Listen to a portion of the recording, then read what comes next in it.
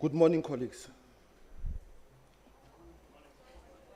Let me take this opportunity to convey our appreciations to the Portfolio Committee for this important visit to our offices. We are looking forward to fruitful deliberations with you as public representatives of our people. Communication and the dissemination of information are central tenets of a functioning democratic government. It is no accident, therefore, that this function is a constitutional injunction. An appreciation and understanding of these premises will ensure that we fulfill the prescripts of the Constitution, including political, social, and other rights. This injunction, to which I earlier referred, obliges government to properly provide timely and accurate information about its policies and programs. However, these information sharing and dissemination must take into account the changing media landscape and information consumption patterns in the digital era. What does this mean in the actual sense and practice? A number of things needs to be changed. GCIS must ensure that it uses the multiplier force of strategic partnerships to creatively develop and implement platforms that will inform South Africans and government and the citizenry about government's agenda of social transformation. In ensuring that we carry out our twin mandate as it relates to coordination, we have a network of communicators across the three spheres of government. This network provides for a powerful mechanism, if coordinated effectively, to improve the flow of our messages. Of course, it makes sense for campaigns and strategies to be managed within the relevant departments. However, we need to coordinate more effectively across government. We must build on the professional capacity of government communication so that we can increase public awareness and understanding of government policies and programs. We also need to understand and respond to the extraordinary growth in new media and use these channels to build new bridges between government and those on whose behalf it governs. Chairperson, community media plays a vital role in promoting social change, empowering marginalized communities, and fostering democracy. This sector empowers marginalized voices, fostering community engagement, promoting social change, democratizing media, and supporting local government. Government's international agenda is intrinsically linked to the national development agenda. The question going forward is, how do we ensure that South Africans in all sectors understand and appreciate the value of international engagements in attaining domestic priorities? The upcoming G20 provides an opportunity for us to galvanize our energies. I hope that the engagements that will ensue today will move government communications to a higher level and ensure that we raise the standard of communicating with the public. This visit by your committee, honorable members, is a humble reminder that we dare not forget that we carry the hopes of South Africans who have entrusted us with their lives. I thank you.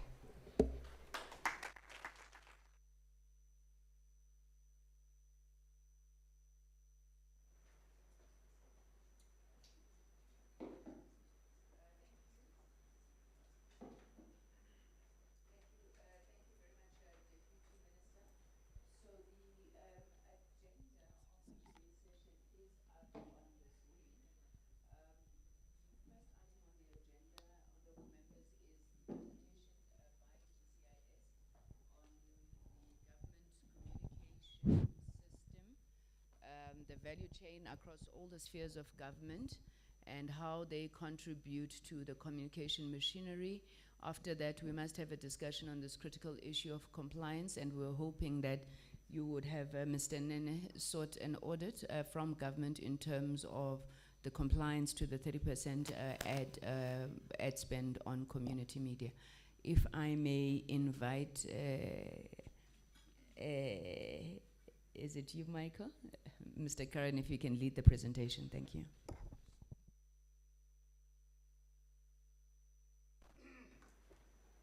Radio, while Mr. Chauke loads us up.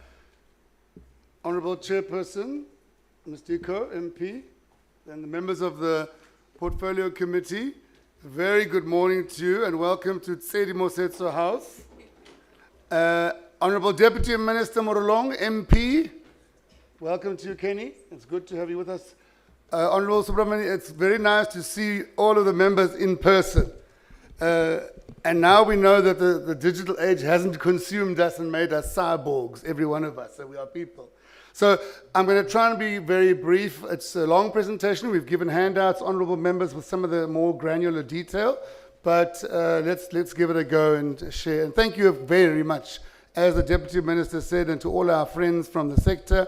Thank you very much, Honourable Chair, for the time dedicated to really drilling in and deep diving and helping us be better. We're a very proud organisation. Honourable members, I'm very pleased to say in the midst of the field there are all the members of our management committee. So they're the senior managers who deal with some of these specific disciplines who'll be with us today. So, first and foremost, a very interesting question, honourable members. What is your contribution to the value chain? And I always learned that listen to the question at varsity, then hopefully you can answer it. So that was a very good question. I'm going to try very hard to do that. And the Honourable Chair, having had an experience of me before, knows I'm very short with words. So I'm going to try my very best not to be too long. The contribution, I think, ladies and gentlemen, must be seen in a context of a function that is collaborative, that really speaks to the character of intergovernmental South Africa. A function that finds itself located, honourable members, in the very best of the collaboration between spheres of government, firstly at a horizontal level nationally, and then vertically from the national right down to Hlabisa in rural KZN and upwards. Saying that it's not a legislated function. It's not something that we have a command and control. So in Britain, I once heard Honourable Makubela, they pick up the phone and they say to this MLO, that's strike one. And if they make a mistake, strike two, strike three, gone. We don't have that system. We have a system of collegiality. We have a system of relationships between the spheres of governments. And within that ecosystem, we have a whole range of communication partners and stakeholders. But from our side, to take that strategic leadership role and provide a range of contributions in two broad categories, I think, Honourable Subramanian and honourable members. One, I think at a strategic level, and two, at a tactical level. And tactics includes a range of platforms and products that are valuable to the system. So yes, we do have a variety of enabling legislation, and I'm not going to take time to speak to those, but we have organized ourselves, as Deputy Minister Morolong said, around two critical pillars in delivering on that strategy and tactic. Firstly, it's to coordinate, guide, and lead a government-wide communication system. And our founding parent, father, Mr. Neshitenze, was always adamant on the S at the end of system. And then secondly, either through our relationship with our partners, but also through our own group of products and platforms to deliver information directly to our citizens. Some of it then is coordinated and partnered, others is directly delivered by ourselves. The end game, honourable members, is a better South Africa. It's a South Africa that we all feel part of.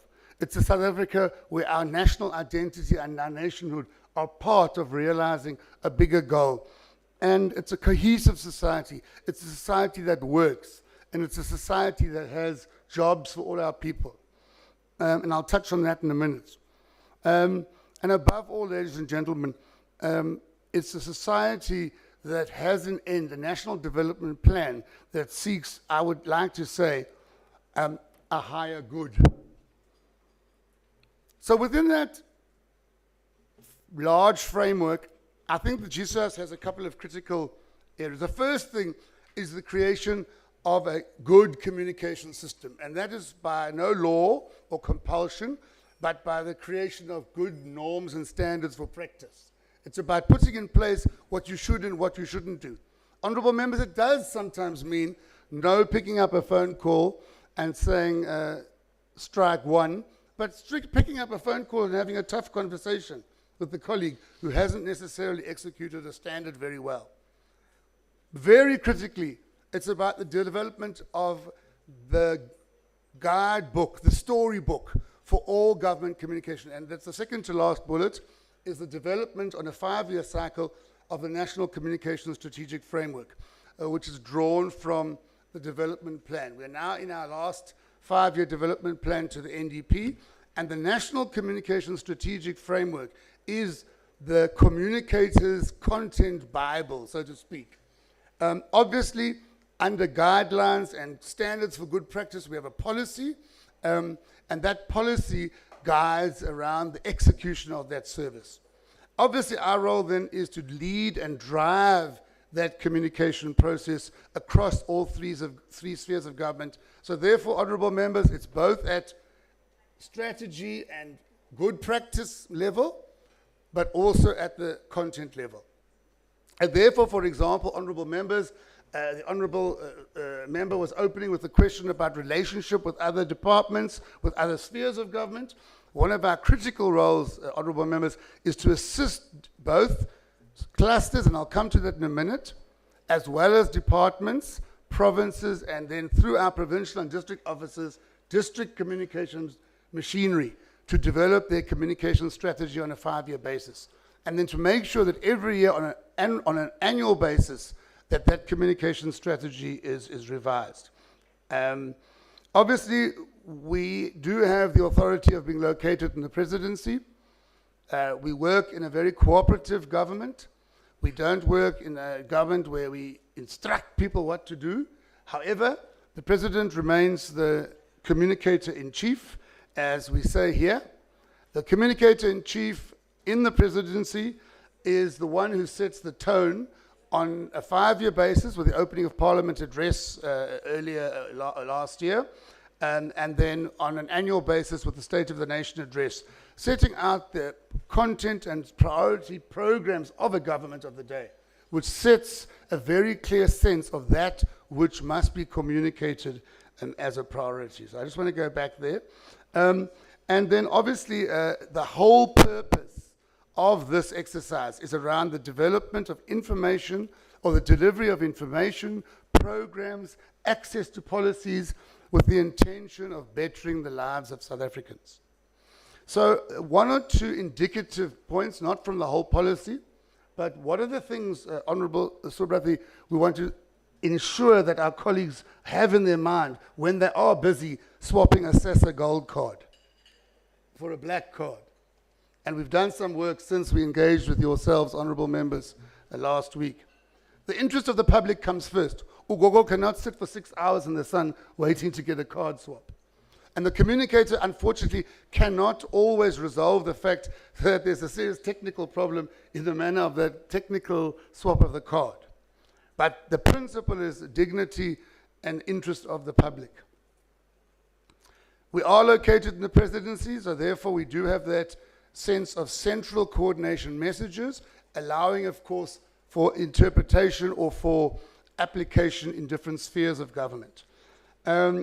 We are very clear that government communication does not happen in an ad hoc and a frivolous way. It must happen according to very planned and very well developed strategies that are underpinned by core messaging.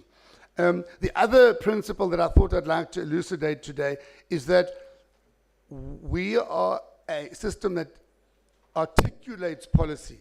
We don't make the policy or determine the manner of it. We articulate that ourselves. And that sometimes is where communicators cross the line, honourable members, between being active public service and sometimes going into a space that interprets their role a bit differently. And we don't stand for that. We stand for the execution of policy as it's been determined by government.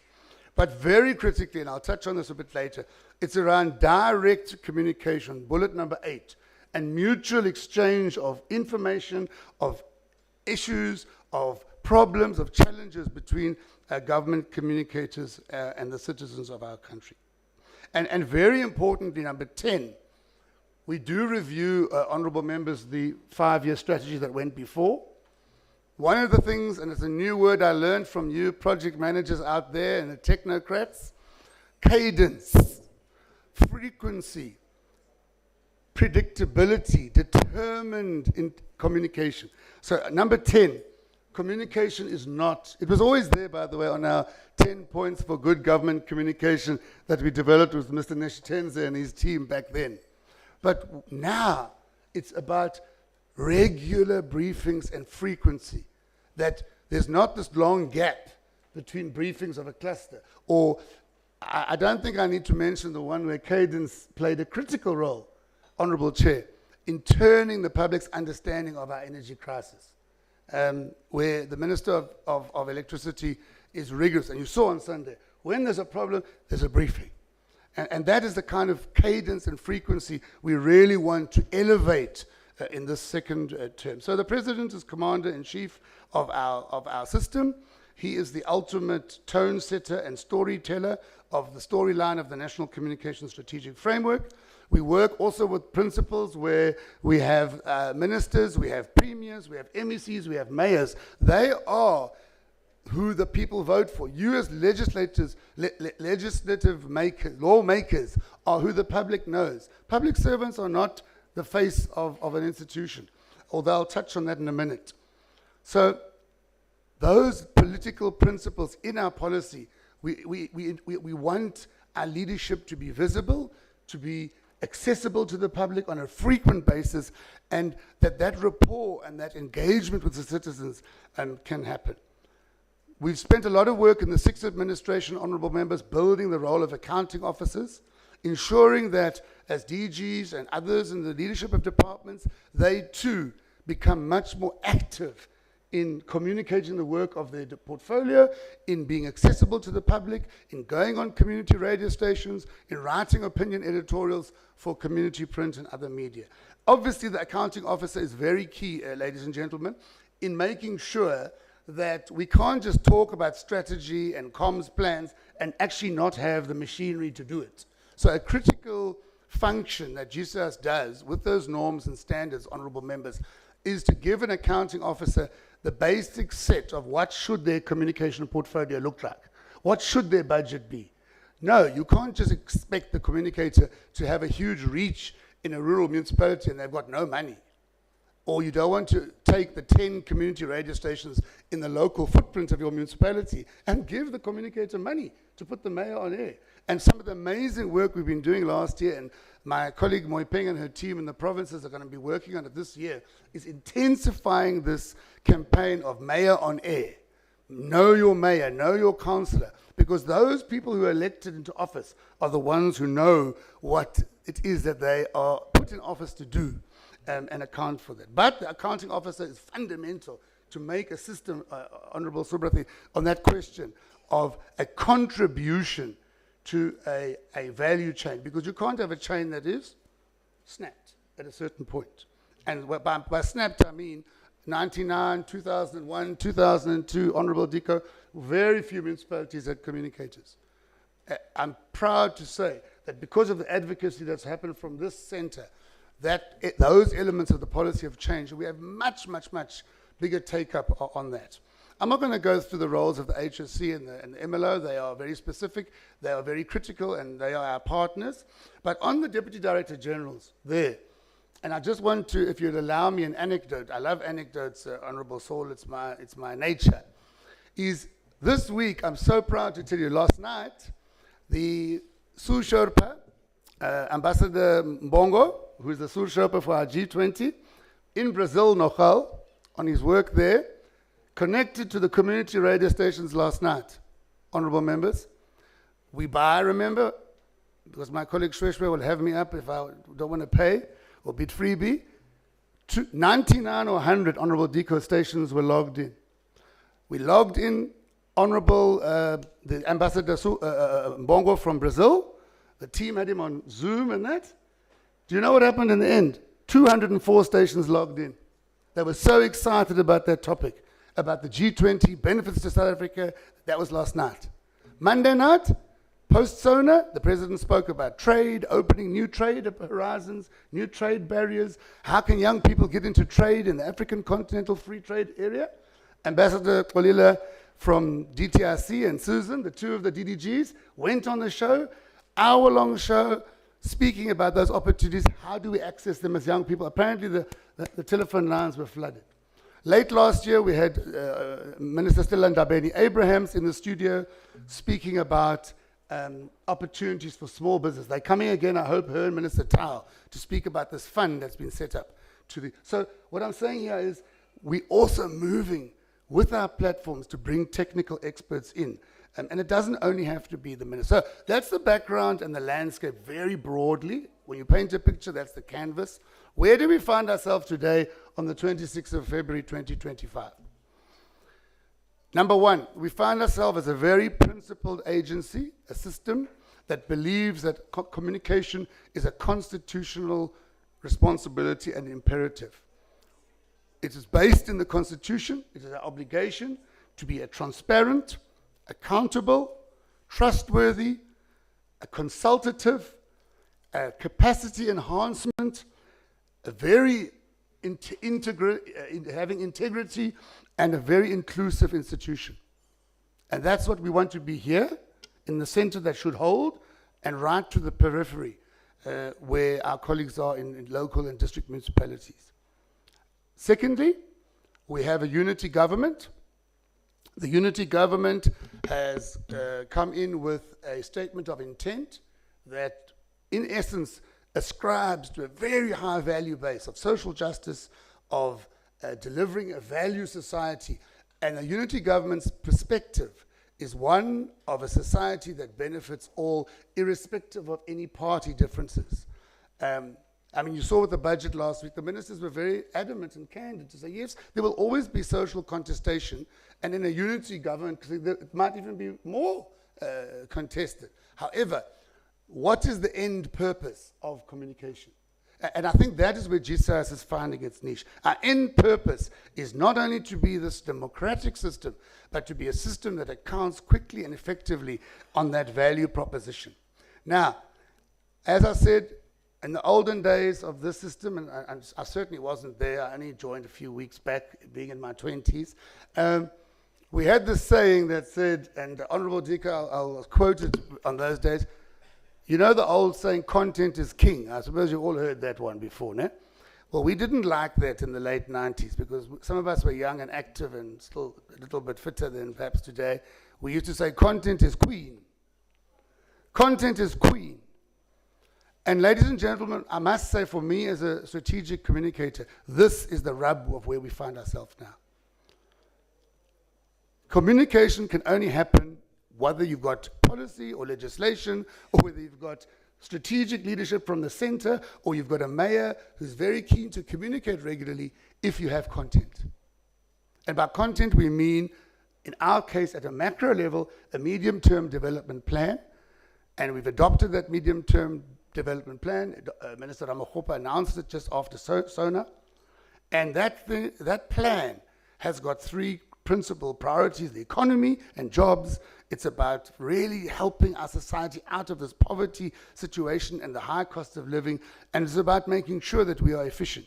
So this content area, honorable members, is a very, very critical, what's it called? It's like a catalytic element of what we do in our work. Because if we don't get the content that is right in the MGDP, in the 5 cluster communication strategies of the 5 FOSSET clusters, within the department's annual performance plan, we're not going to succeed in taking our country forward. And then, honorable members, the opening remarks made by the Honorable Subrathi about, is communication a value proposition that changes lives? It's never going to be realized if we want to communicate about other things, but do not keep our eye on communicating what the medium-term development plan is. Obviously, this year, we have the golden opportunity of being the G20 presidency, and that lends itself to an enormous range of opportunities. So four critical things I thought about. as we enter this term and where we find ourselves today, firstly, we have to be a very responsive government in an ever-changing political and socio-economic context. We are a global world, something policies contested, but we have to coordinate the system, and I'll touch on that in a minute, and give that response in a very proactive and a very organized manner when there are changes, so that secondly, we have a very coherent message in the public domain, so that our citizens can understand what we are saying. Obviously, if one person in government says one thing and another, it does create some cognitive dissonance. But that's not what I understand by messaging. There will always be contested views in a democracy.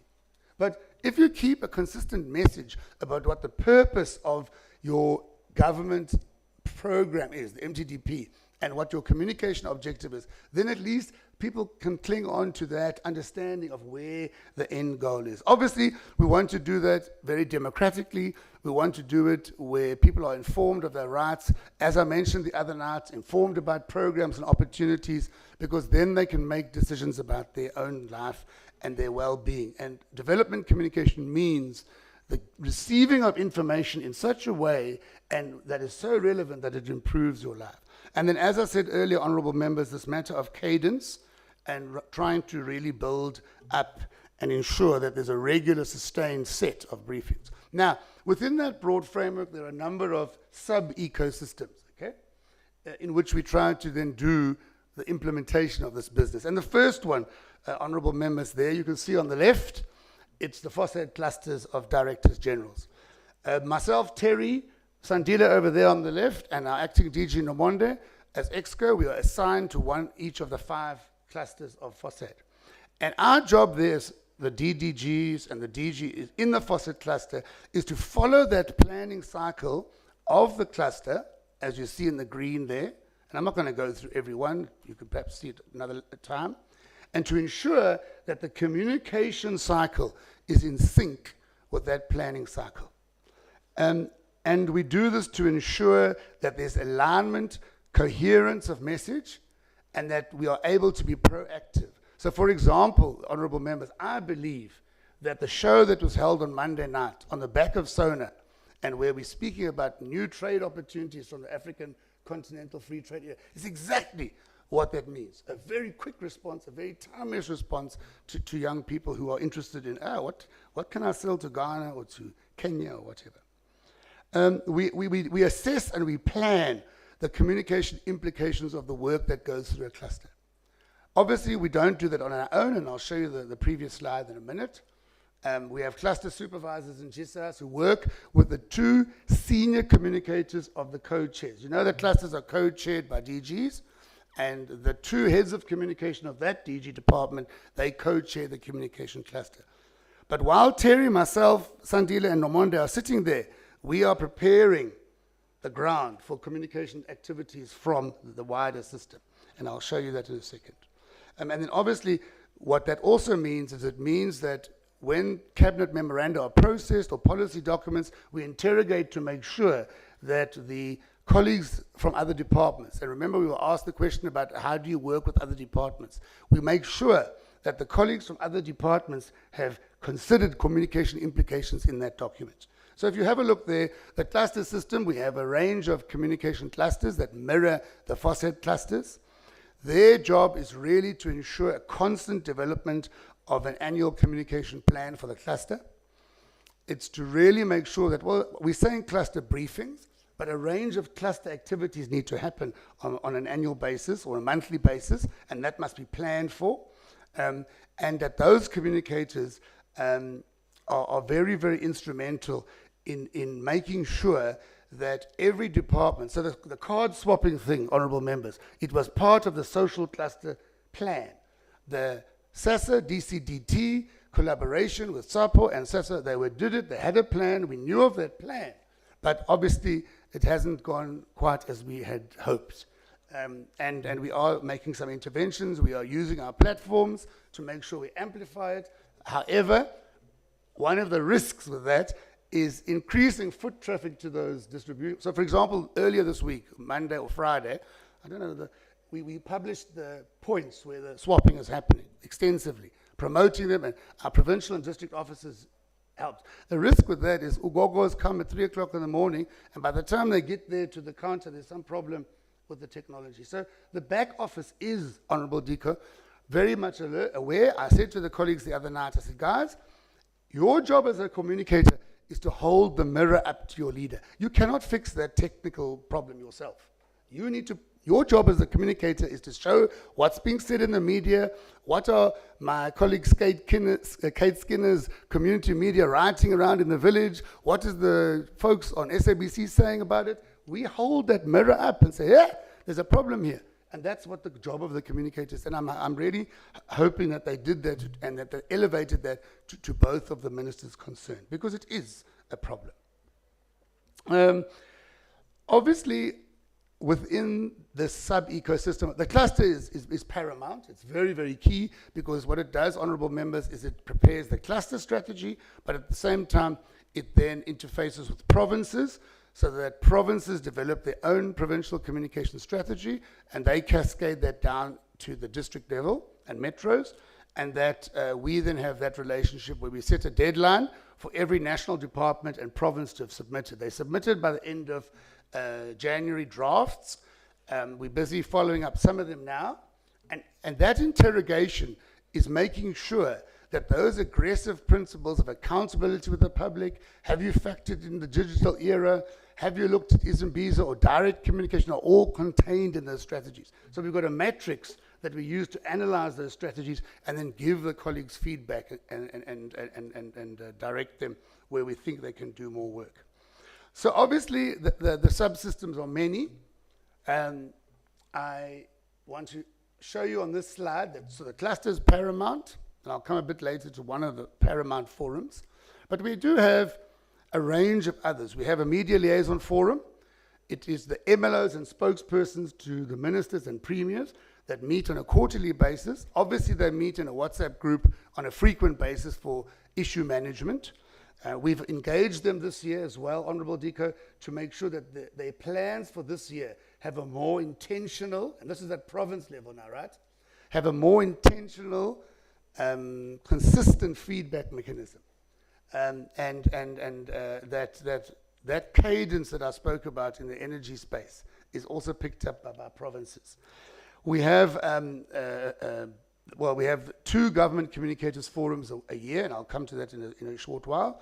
And then we have 48 district and metro communication forums. So that is the network of communicators at provincial and district level that mirrors and emulates the national structure. And in those structures, colleagues, they're not meetings for the sake of meetings. There they are developing their communication strategies. There they are dealing with key messaging. There they are dealing with key programs. One of the great advances, honourable members, that we've been working on, Moipeng and I are not sure if we're there yet, but at the district level, remember we want the comms plan for the district to look close to the DDM. It must look at the DDM. So I'm very proud to say that some of our provincial officers, honourable members, are tracking those big projects, the catalytic projects of the DDM in a district area, and we're providing opportunities to give feedback on that. Either the mayor will come and say, right, this is how far we are, so that people in that district can get that sense of hope and progress around things. The rapid response capability, I'm going to touch on a bit now, but that is our most frequent interaction with communicators. Honourable members, I want to be very categoric. We interact almost every single morning with our communication system, nationally and provincially. From 6 o'clock in the morning, there's a very intensive assessment of the media environment by a team here in GCIS.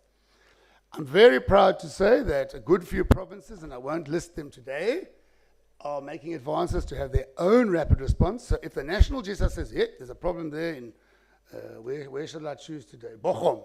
There's a problem in Bochum, something wrong with the hospital there.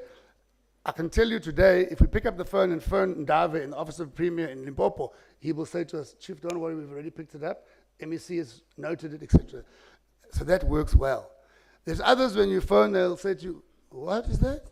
So there's growth, there's work to be done. But we pick up the phone and we have that interaction early. By 8:30 in the morning, We are interacting with communicators from those departments, from those provinces. Sometimes we call them in specifically. So, Honourable Sobrathi, what we did after the Portfolio Committee really appealed about the gap in this, I called them to the rapid response last week after we met with yourselves on Tuesday, and and then we got to the devilish detail, and we've reinforced the communication plans around that. Okay, they don't meet, and one of the most critical things that they do there, for example, and I'll give you a case in point. When a forum happens, the GCIS provincial director, working with the head of comms in the Premier's office, will be the one. They have sat in the national forum with us. So Dr. Nala over there, our research doctor, presented the draft National Communication Strategic Framework in December, I think it was, Doc. They then went and sat as a provincial core team. We call it the provincial core team. They went and sat where they call all their district and their provincial communicators into a meeting, and then they brief them on that, and then they guide them to develop their strategies. So it's a cascading down and up. Obviously, content is important, because G20, once we had a special technical GCF last year addressed by the very same Ambassador Mbongo, very brilliant speaker, I might add, we were able to then have those colleagues go to their provincial structures and brief them about, this is G20, why are we having it, what are the benefits to our country. And then remember, honourable members, we don't just trust word of mouth, we provide a toolkit. And I'll show you that in a short while. So basically, we have a number of subset forums, intergovernmentally, in the media space, in the audiovisual space, and in the digital space. Now, there's two very elegant-looking fellows there, where we had, at the end of January, our GCF. You'll see one of those fellows is a cluster supervisor, and the other one is extremely capable head of communication for employment and labour. And in that session, all spheres of government were together, where Dr. Nana presented the second iteration of the NCSF. Because that first iteration in January, honourable members, it's where colleagues from other spheres of government said, no, but we don't agree with that, we don't like that. So it's not like we are imposing a strategy down the chain of command, it's that we are getting feedback and that. We also are able to provide feedback on the GCET, GSET we call it, the last bullet there. The GSET is an instrument that we have that on a quarterly basis monitors that plan that the cluster or the department has done. How many op-eds have you done? How many tweets did you have? So we check them and we give feedback to them. And that's also amongst what ourselves as EXCO, when we go to a cluster, we'll say there, well, honourable DGs, or not honourable DGs, please note there's the report for the month. I must say it's not looking very good. And we have to be candid there, honourable members. Honourable Dika, we are very direct with DGs. And I must say, and by the way, Honourable Chair, I think I would be amiss if I should have formally apologized for my DG, Miss Mnukwa, who's in cabinet today. Mnukwa was very clever in saying, let the four of us get into those clusters, because it's very instructive for us to be able to hold that mirror up. We're not going there to point fingers. We're not going there to say we're better. We're going there to say, colleagues, this is where we think there's gaps in how you're executing this function. And then obviously, in another set of tactics, we do have the responsibility for communicating cabinet, and I must say the cadence of post-cabinet briefings has been very well established by Minister Chaveni. We have that cadence of cabinet briefings, and obviously there's two levels of that. One, we would prepare with the communicator concerned that that minister or that DG will expand on issues that come out of that meeting in their own time and the week after. And if it's a province, that we will be having a premier or an MEC, that we will try and persuade them to amplify that. What we are trying to work on, and I think it is happening, although the footprint of media in provinces is not all the same, we are trying to work very hard that as provinces build their rapid response system, they are also building that post-provincial executive feedback loop, and the mayor is doing the same at their level. Another area of our service is around capacity and development in the communication function towards the bigger objective of professionalizing government communication. And I'm very pleased to say, honourable members, we have a duo.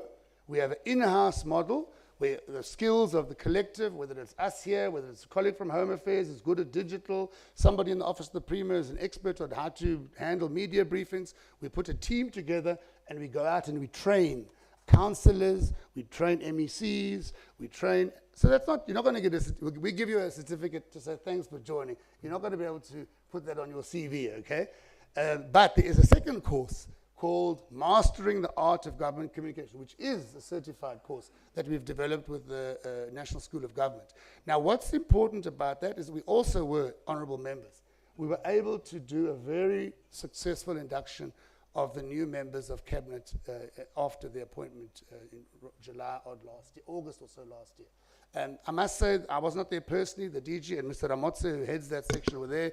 Honourable members, you represent the people of our country. You represent different political parties. And I can just say that the feedback we got from it was extremely positive. So it's definitely an area of work we want to begin intensifying. And we do it for anybody. We get a lot of sessions with councils. And remember, a council comprises all political formations, independent candidates. So we find ourselves quite busy in doing that. And then obviously, strategic advice and planning. Honourable members, you're all aware of the Energy Action Plan. You're all aware of the freight logistics issues. You're all aware of GBVF. Every single one of those campaigns, honourable members, whether it's, I've listed you 4 ones that you're probably quite familiar with because they're at the national level of importance. It can even be issues around, I don't know, David or Tisa, the call out another one.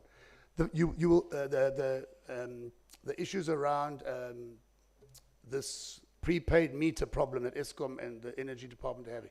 Illicit mining, child trafficking, anti-terrorism. Honourable members, I can tell you as I stand here today, categorically, the footprints of the fingerprints of the GCIS are in every single one of those strategies. This auditorium is often used with that team that's dealing with illicit mining. We'll be sitting together, whether it's the police, whether it's the Minerals and Energy Department, they'll sit there and strategize together where either myself or one of the chief directors or somebody else will take a lead in facilitating that communication plan for our colleagues. And then I've already spoken about the intergovernmental coordination, but I'm going to just touch on it a bit later. Obviously, the one critical thing that we add, honourable members, to the, what's the lovely word you used? Contribution to this ecosystem is we don't thumb suck. We don't thumb suck. We do professional, proper research, media assessment. So if I go into a NAT joint, I'm sure honourable members, you're familiar with those lovely multiple structures of NAT joints. I'm still, after a number of years, Honourable Saul, I'm still trying to get my head around those multiple layers of that machinery. But when we get there, I can tell you now, we hold up a very quickly developed analysis overnight to say, look, okay, the story's out there, we've picked up these threats that you might look into from your security machinery. So we do things like that as well. So we do the tracker research on a quarterly basis, which is the opinion research of the public and how they feel about us as a government. And we have that instrument, the GSET, where we are tracking the deliverables of the spheres of government or the leadership of government communication on their thing. Sandile is going to elaborate a lot more around the policy areas. Perhaps I won't touch on that. And then a government and media engagement. I'm sure honourable members have noticed, I hope, a significant upswing in the number of briefings, either from clustered level, thematic level, or individual ministers. We have developed a very rigorous grid. On a weekly basis, my team, Mr. Baloy and Secho, have interacted with those colleagues and they presented on a Friday morning in the comms planning meeting. That's something, honourable members, we've resurrected from the early days of GCIS that fell in abeyance, that I felt was very critical. Friday, we do comms planning. The whole system sits there. Provincial colleagues, districts, if they have to come in, I'll have the special intervention, Etegweni, we're busy with the colleagues there supporting. On a Friday morning, we'll do that gridding, and then we'll say, okay, now hold on, we can't have those 2 ministers on the same morning, you need to move. So it's that proper planning and strategizing so that messaging is also a bit better arranged. Media bulk buying, honourable members, I think you know it's one of our flagship. It is a huge opportunity to save money for ourselves as government and expand our reach. A very well rich set of audiovisual talented colleagues, like the one on my right here. Photography, audiovisual, radio, and we use that now in a very flattened way with all systems of all colleagues in all three spheres of government.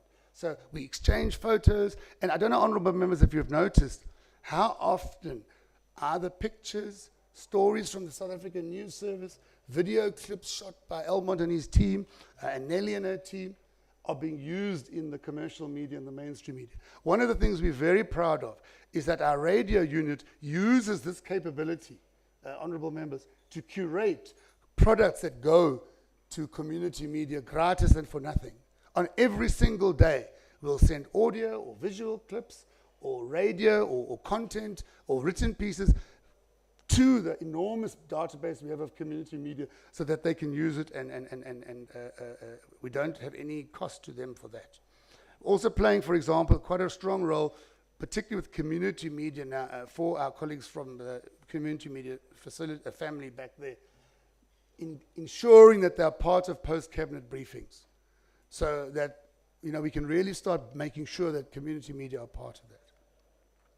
For time reasons, Honourable Diko, I'm not going to go through everything, if I may, but just perhaps if I could stop at the last one, because the Honourable Member raised it in his opening remarks. COVID-19 was a very significant moment for many reasons, but Honourable Members, I can say emphatically, the biggest value of COVID-19 was that it institutionalized the concept of partnerships and stakeholders. So we've created in our Terry and Linda over there, led a process to review our organizational structure fit for purpose. And we've created a directorate that's going to really focus on stakeholder relationships. So what we've done in that directorate, they're going to work on APEX. I mean, we work with many stakeholders. Every single thing we do in a provincial office is done with the stakeholder, whether it's a horsey, whether it's a youth club, whether it's the councillor of the ward.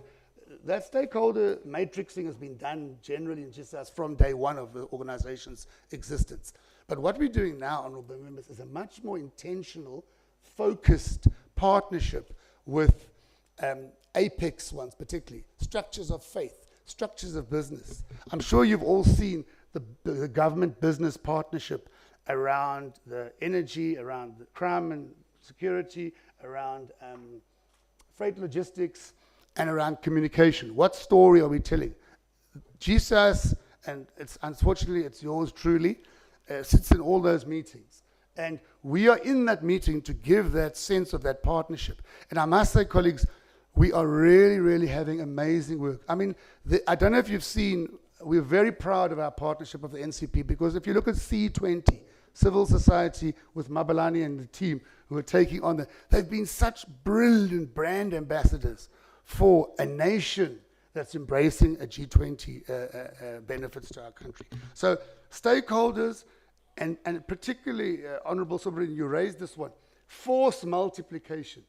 Because we have 50 odd staff around the country, plus we have this whole system of staff. You can't reach 63 million South Africans like that.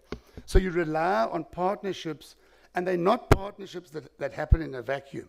And I want to show you this slide, because when I was trying to prepare, I was trying to think, what is the connection around the contribution and the ecosystem that the question posed to us raised. We don't just make partnerships and are nice to know you. We make partnerships, and if I could share that number there at the top with the honourable members, if you could have a quick look there. This is last year's number.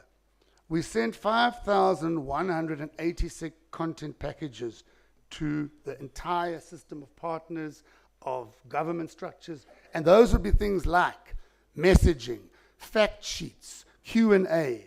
It would even be things like a live read, so it can be used anywhere you want to. So if a civil society or a faith structure through their faith networks wants to make announcements in a church, for example, they've got a text that they can use. So that's very, very critical for us. So on this whole intergovernmental work, firstly, we do our own interventions, and we have a range of them, which are activations in communities, outreaches, community dialogues, community media engagements.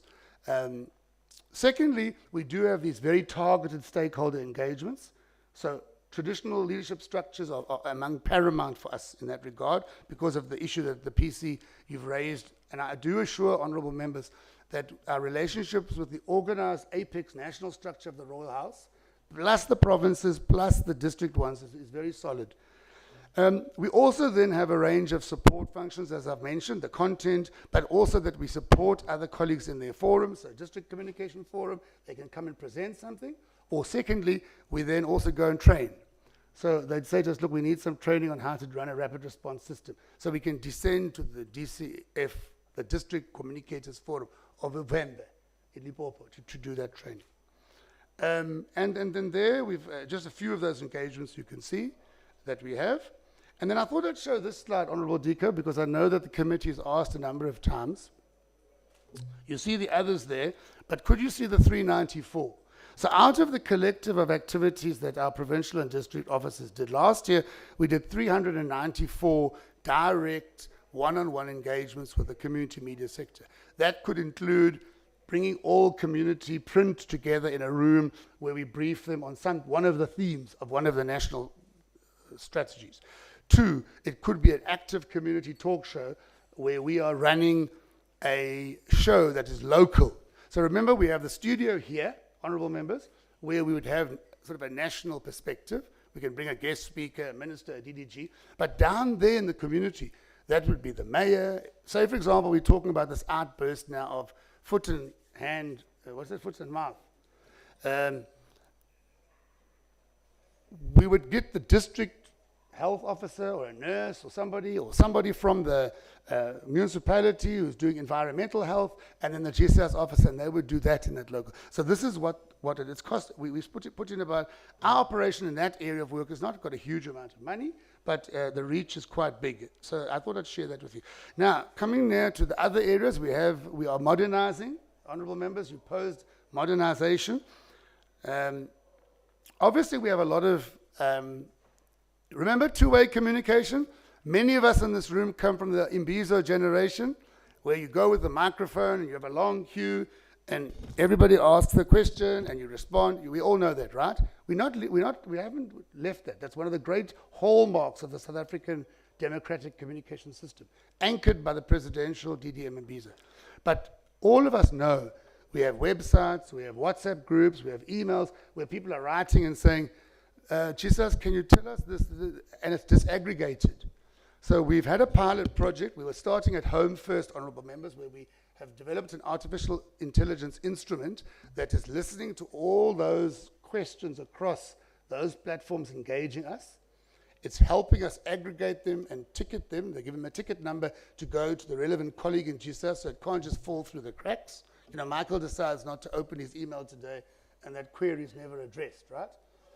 And then following them up, but at the same time, using an artificial intelligence instrument to start generating responses to that. We're piloting it here because our intention, honourable members, is to roll it out to the entire government communication system. And therefore, Honourable Diko, for me, it's a beautiful metaphor of the changing of what we mean by two-way communication. In the early days of the development communication practice, it was that feedback, and then you'd bala everything at an Imbizo, and some people would say, no, but you never came back here and told us. And then we started arranging community talk shows to give feedback. But with artificial intelligence and maybe the use of a bulk WhatsApp channel, a bulk SMS facility, it means that you can immediately give feedback. Community members who attended this event asked the following kinds of issues, and you can immediately give responses to those. And then coming to the end, obviously another element of the whole ecosystem is that we are communication is always contested. We are a very vibrant society. We don't always share views. In every other country in the world, it's the same, but we are very busy South Africans. And therefore, it makes us vulnerable and susceptible to this thing that is generally referred to as fake news. And GCIS, honourable members, has played a very instrumental role in curating and organizing. Look, we started on the back foot, but we curated a very managed and a very well-structured capability to respond to mis and disinformation. We have, as you see the number 3, We have a whole range of stakeholders that we work with across the spectrum. CSR, Ask Africa, Fact Check. SABC's partnered with us. We've worked with the entire JCPS machinery that also does work. We monitor and identify misinformation. We've also quite big on looking for training and capacitation. The same colleague who does the training on the work I spoke of earlier has a module on mis and disinformation, and we take it. We've had lots of sessions around that to different clients to help us understand this factor and this phenomenon and how we can manage it. So I'm not going to spend time there. There's a whole slide there, honourable members, if you want to see later, on some of the things we've experienced from our wobbly start in July 1991, and I'll show, was it? No, it wasn't 91, it was 2021. Sorry, I'll show you my thing in a minute. But you can see there's a whole range of things that we've been subjected to. You know, deep fakes, bots, propaganda, manipulation of people's images and things like that. So we are now kind of getting quite good at managing that. And there, as I mentioned to you earlier, we have that rapid response cycle on a daily basis for interaction into the colleagues at other spheres of government.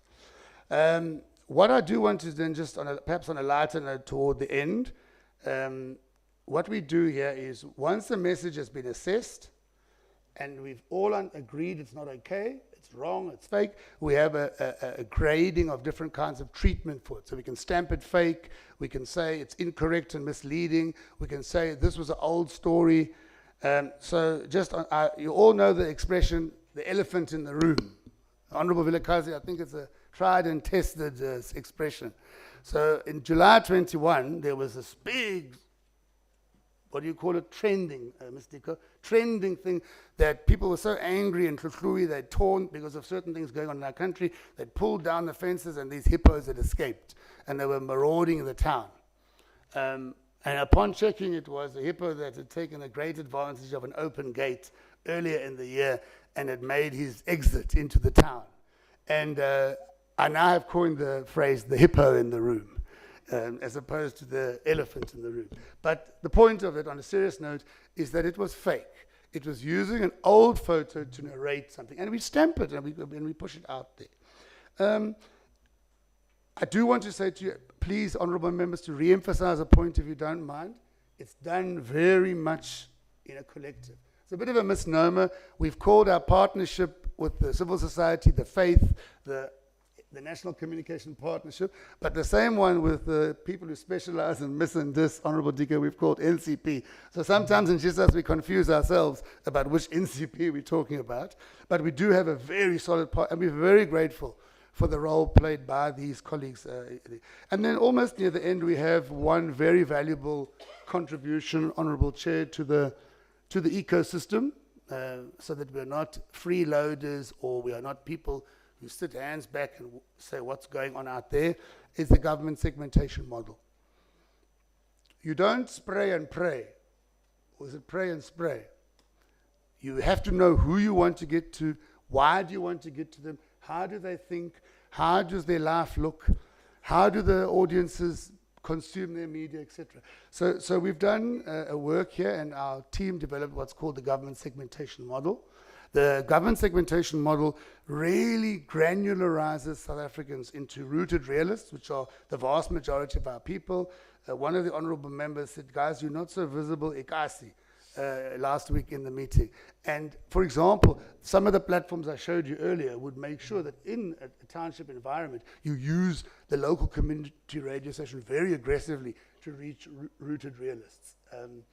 So the city seekers are people that are unemployed, they are rely on grants, they are a second largest component, and they really need those opportunities brought to them very directly and in mediums that are useful to them. So across that segment, we've developed that segmentation model, and it allows us to ensure that of two things. Firstly, I can't send you a message that doesn't mean anything to you. I can't send you a message that doesn't resonate with where you are as a person. That's not developmental communication. And then secondly, I cannot send you a message in a medium or in a way that is totally inaccessible to you. And then just lastly, we do have a contribution of our own set of platforms to the family of government communication. We have 4.3 million followers over a range of platforms there.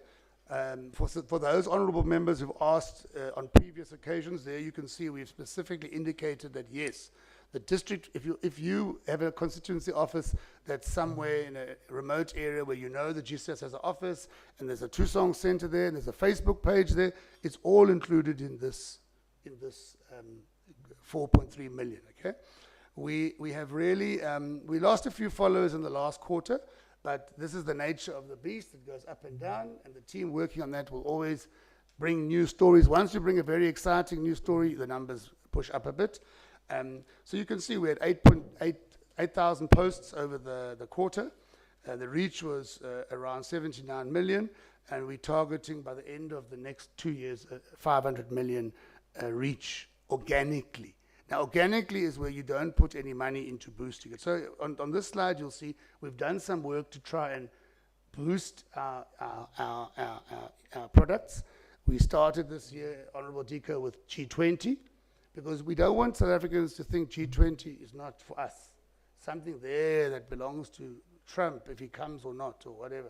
No, it's a huge opportunity for the repositioning of this country as a country that brings solutions to the challenges in the world.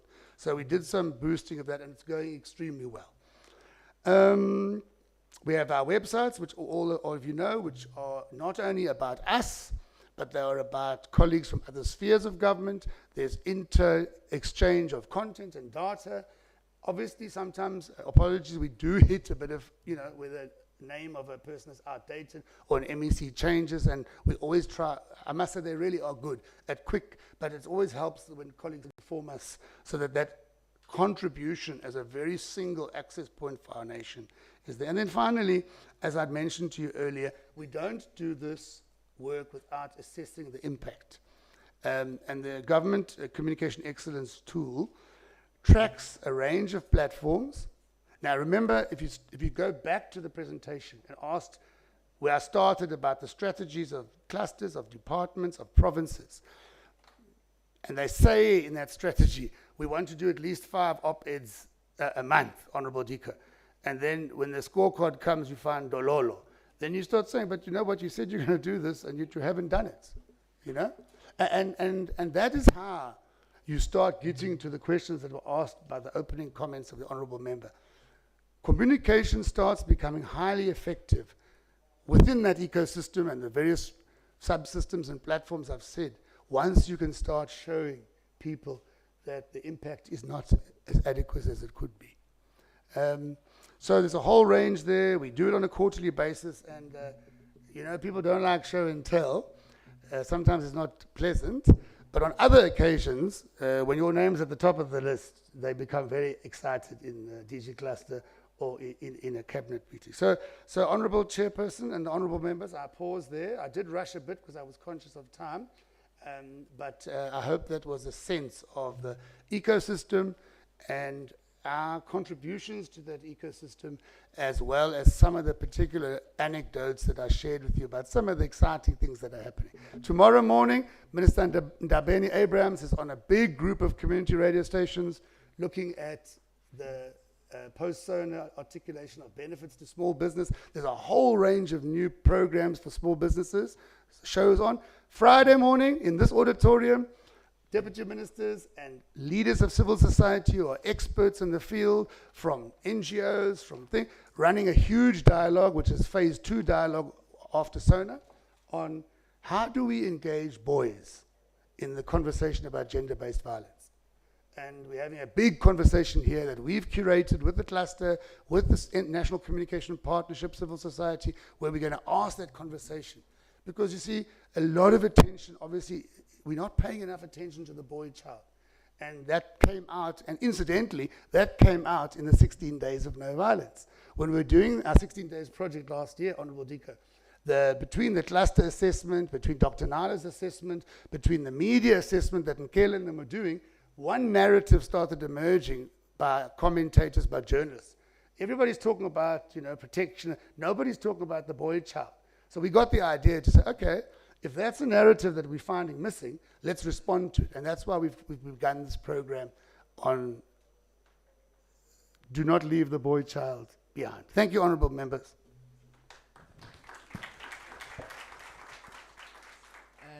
Thank you very much, Mr. Karim. Before you sit down, and want to thank you for that presentation. I can see the honourable members in front, and nice and relaxed. You know, they're not fighting like they've been fighting the last 2 days. So, can you please, before we open up for discussion, just speak to us in terms of what success looks like for the GCIS? Because I think it's important for us to understand that there's a lot that you've presented, but what does success look like? Okay. Phew, Honourable Dika is a very, I don't know if we've ever given that any particular thought in that genre, you know, very specific like that. But I think there's a couple of things. I mean, remember over the years, the debate has been about behavior change.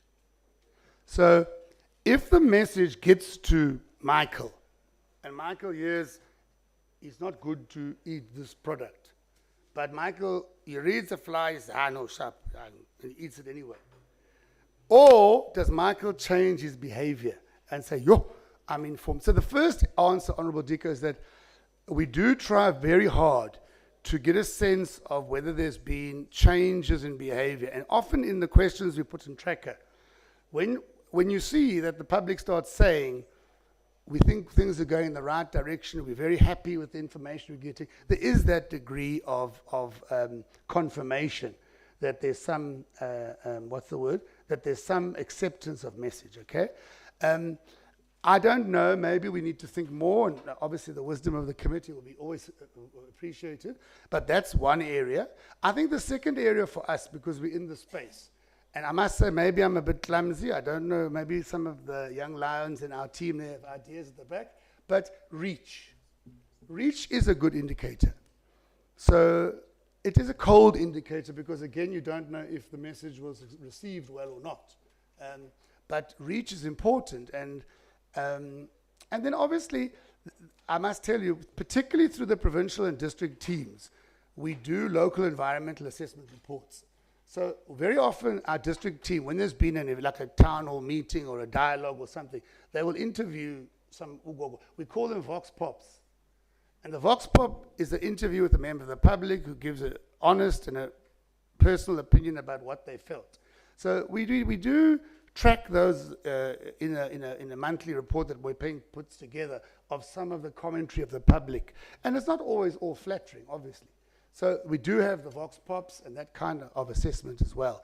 So unless maybe the gentleman up there have another idea, I think broadly, I don't know, colleagues, I think that's how we do. So success, I think for me at the end of the day, Honourable Chair, is that, you know, when I would feel we've been successful, is when the economic growth rate goes to 4%. So for me, success as because we know now we've done great things. South Africans are proud. When you poke us, it doesn't matter what our difference is. The success of our nation building that is evidenced in how we pull together when someone pokes us in a way we don't like. So for me, on those things like, you know, social cohesion and our attitude to each other, we are closer to each other than we are to other people in another country, okay? So that for me is quite a good sign. When our people start saying, oh, this year we had a huge matric pass rate, you can start saying that's successful. But I think all of us here must accept that we are in the era. We were not in this era, by the way, in 97, 98, 99, 2001. There we were building a nation, building institutions, trying to convince people that strategic communication is a valuable thing. We all know what today's thing is. It's job. It's economy. And I think for me, Honourable Chair, maybe that's something we need to reflect on a bit harder. But for the current 5-year term, what we should be looking at is how, so therefore, it's no mistake that I hounded, and I use the word hounded without hesitation, hounded and chased and persevered colleagues from the economic cluster to come on community radio show to talk about the opportunities and phone in. That's just a thought I had. Thank you, Mr. Karim. Let me also thank the executive, Menko as a whole, who would have worked on that presentation. And as always, Deputy Minister, your leadership and guidance is appreciated. Honorable members, I know that since the beginning of the 7th Parliament, we have not paid as much attention to GCIS as we have perhaps to the entities within the broader communications and digital technologies portfolio.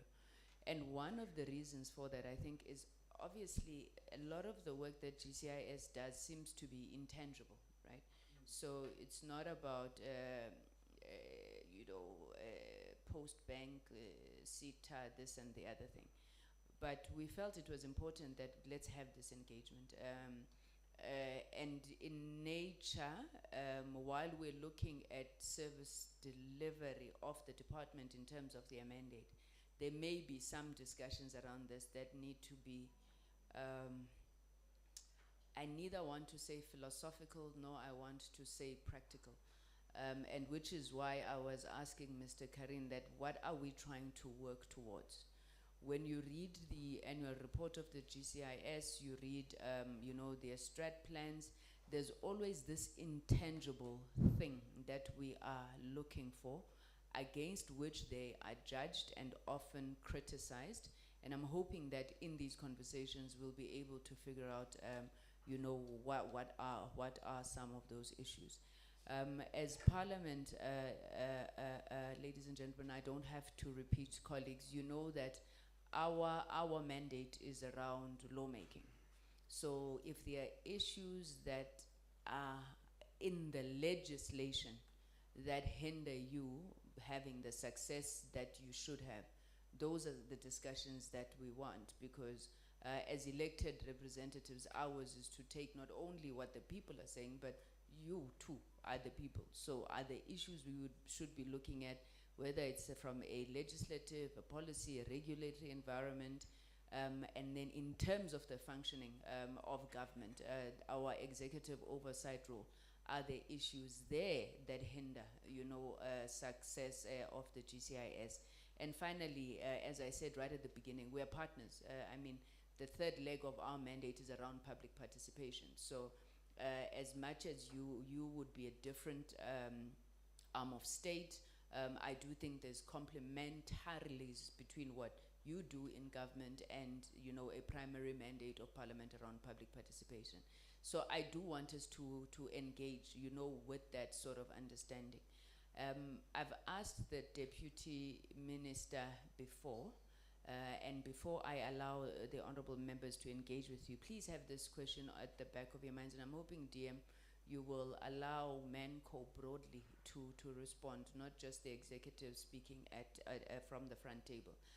We've been saying when you look at their presentation, there's a lot that's been done here. There's a lot. Your head spins just listening to GCIS and the work. So GCIS is very, very busy, and I was hoping, if time allows, the members would also have an opportunity to tour your premises and see the amount of resources that you have.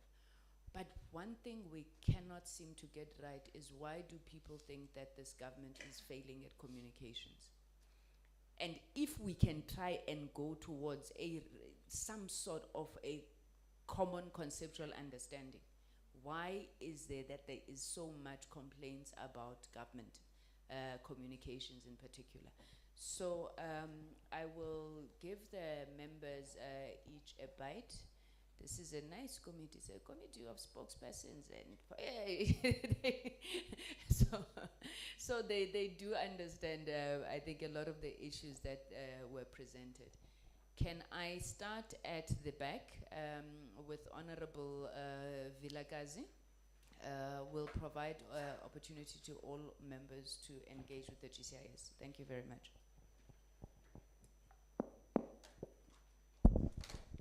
Thank you.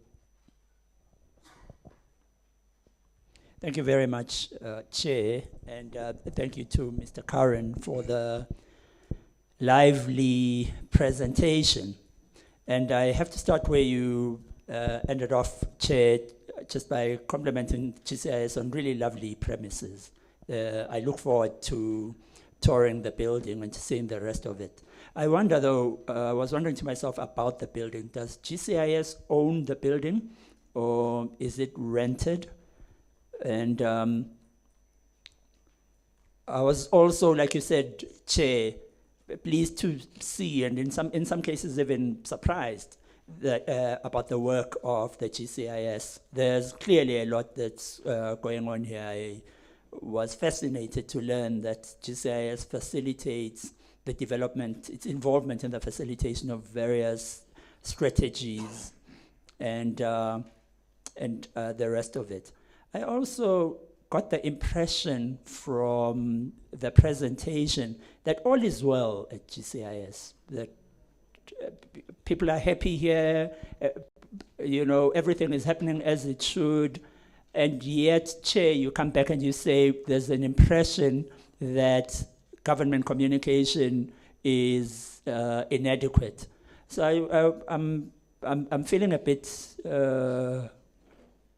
unsure, and perhaps the colleagues from GCIS can explain to us what is your impression of the effectiveness of GCIS, and do you feel like you are capacitated and equipped in the various ways that you need to deliver on your mandate?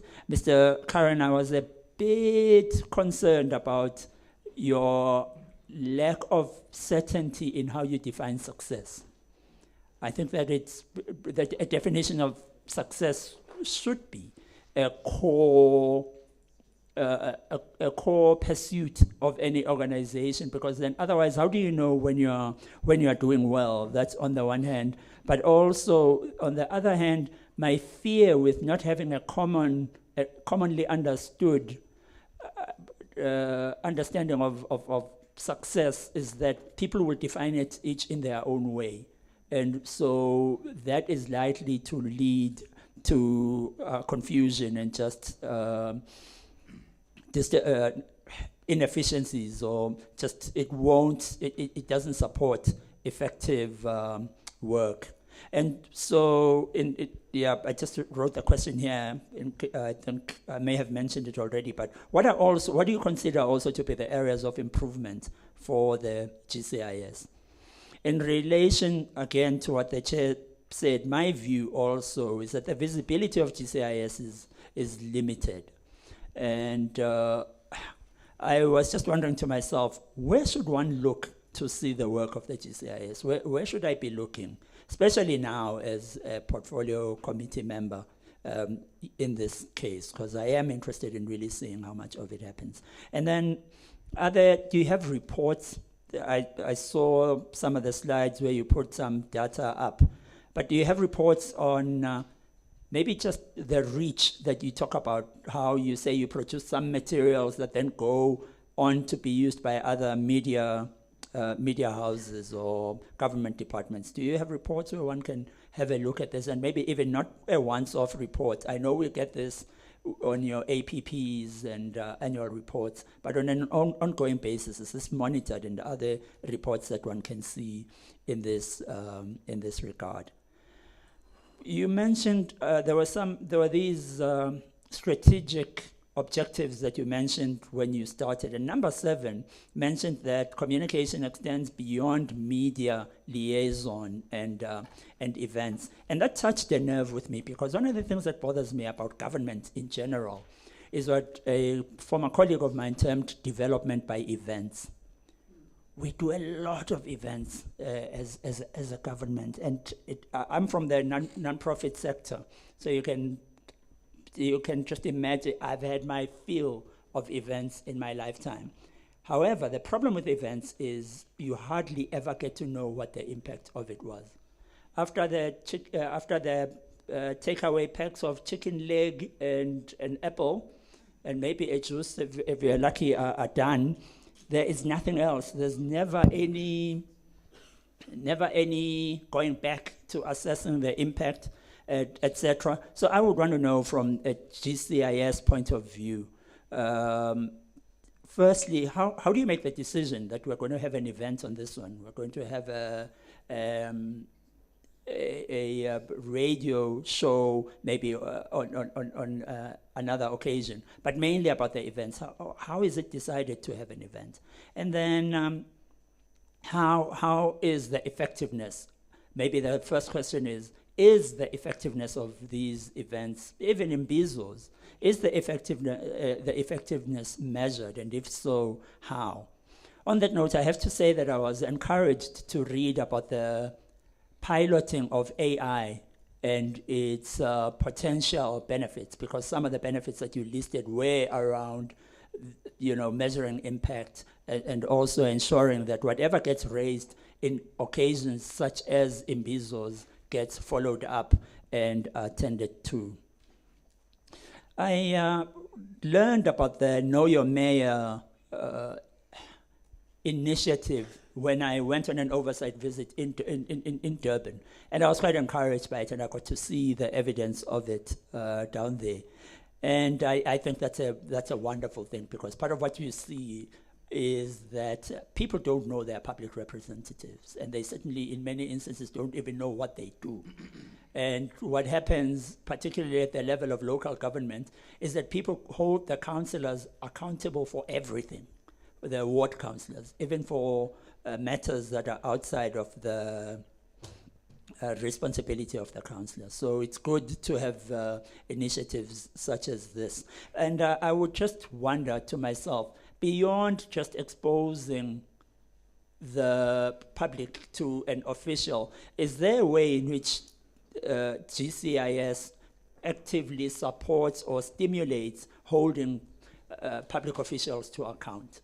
Because I'm sure the role of GCIS can extend beyond just communicating to actually being a tool, and a really effective tool of accountability, particularly by public officials. And I also then wondered, I'm not sure how to phrase this, but I was wondering, within GCIS, who determines newsworthiness and perhaps even censorship of communication? What are the principles that you use there? And in line with that, also related to that, is combating disinformation and misinformation, which you spoke about, Mr. Curran. Again, you gave me the impression that you are absolutely on top of that, and no challenges whatsoever. But misinformation, disinformation is a big thing, particularly in terms of how 2025 has kicked off, just about from every direction.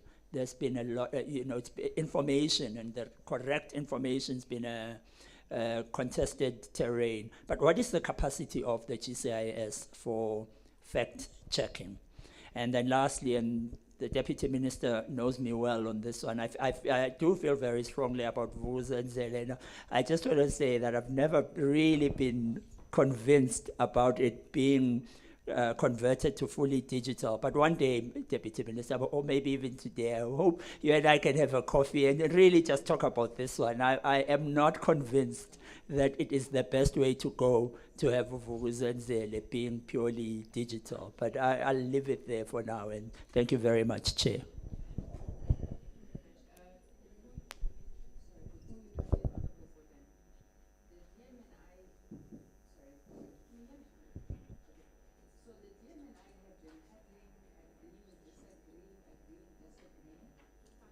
Sure, you're not on the speaker. Am I now? Yeah. Okay. No, I'm saying, before you come in, Honorable Borland, the DM and I have been handling, we agree, we disagree, we agree, we disagree. And I think one issue that we've been struggling on is whether the DM should remain in the meeting. I did say to the DM he may be excused after he had opened, with the thinking in my head that this is an oversight visit. We engage the DM all the time in Parliament. And the purpose of oversight is for us to come and see and hear whether what the DM has been telling us when he arrives in Parliament is indeed what happens. I know that we have a temptation to want to always speak to them, the executive, the national executive broadly, which makes the decisions. But I want to say, DM, you are free to leave. I'm not ushering you. You are free to leave because we do want to conduct oversight, but we are not chasing you away. So anytime you make a decision, you may you may then act on that decision. Honorable Potlani. Our coffee now. Thank you so much, Chairperson. Chair, our biggest criticism of the GCIS is that we have always seen it as a government mouthpiece, which lacked balance in terms of how they communicated on the issue of government. That said, Chair, I think the arrival of the new dispensation, GNU, and I'm scared to say GNU with the two members that are in front of me, but it is what it is, Chairperson. That said, Chair, I think this then... I appreciate that. Hands off, hands off. So, Chair, I think this presents an opportunity for the GCIS to really prove itself, to say they are able to really communicate on behalf of government, irrespective of which political party sits at the head of whatever particular department. So perhaps we can have a different lens that we view the GCIS going forward. But also, the issue that the GCIS has been raising over the engagements that we have had with them is that there is no obligation on the part of the departments to really utilize GCIS because nothing legislates that. I don't know how we can fill that gap, because while there is nothing that compels the departments to use GCIS, things fall through the cracks. The uniformity of government communication lags behind.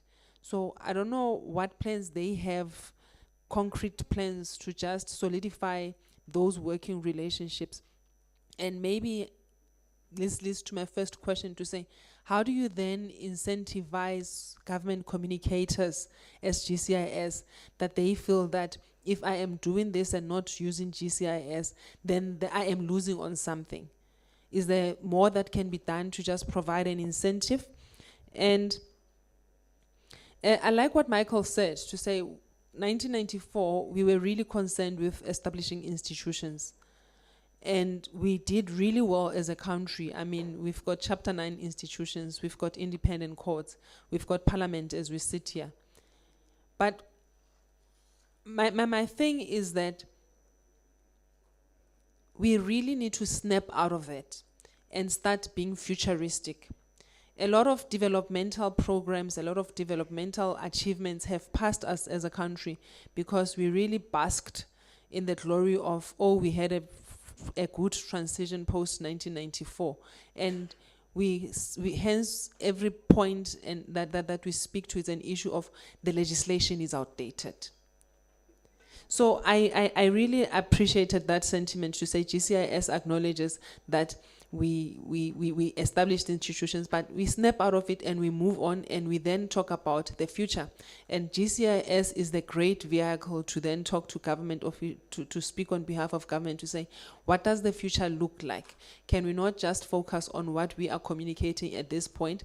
Can we ensure that GCIS is future-proof, that we move along with the technology that will ensure that we reach more people, more people in South Africa? We are operating in the digital era, after all. My biggest takeaway from the presentation, Michael, is how GCIS is deliberate about supporting local municipalities. I hope this will reach every corner, especially in the rural communities, so that we leave no one behind, so that even the people in the most rural parts of our communities are able to say they have seen and perhaps touched, as Chairperson says, it's intangible. Perhaps they can say they can feel and touch the work of the GCIS. Then I think that's what success looks like for me. Thank you. Thank you, Honorable Elisha. Thank you very much, Chairperson.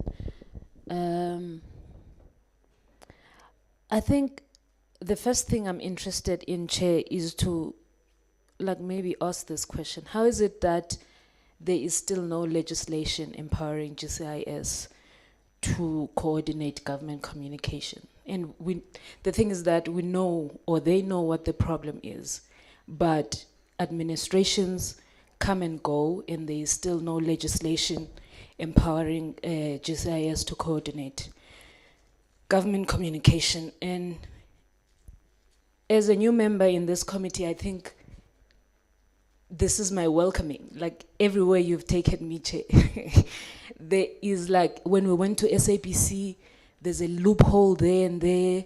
You know, there's something that needs to be done, and these are the people that come in contact with lawmakers, but things are not fixed. It doesn't make sense to me that you come in contact, you sit in front of lawmakers on a regular, but there's still no legislations to assist, you know, government to move forward and improve services to our people.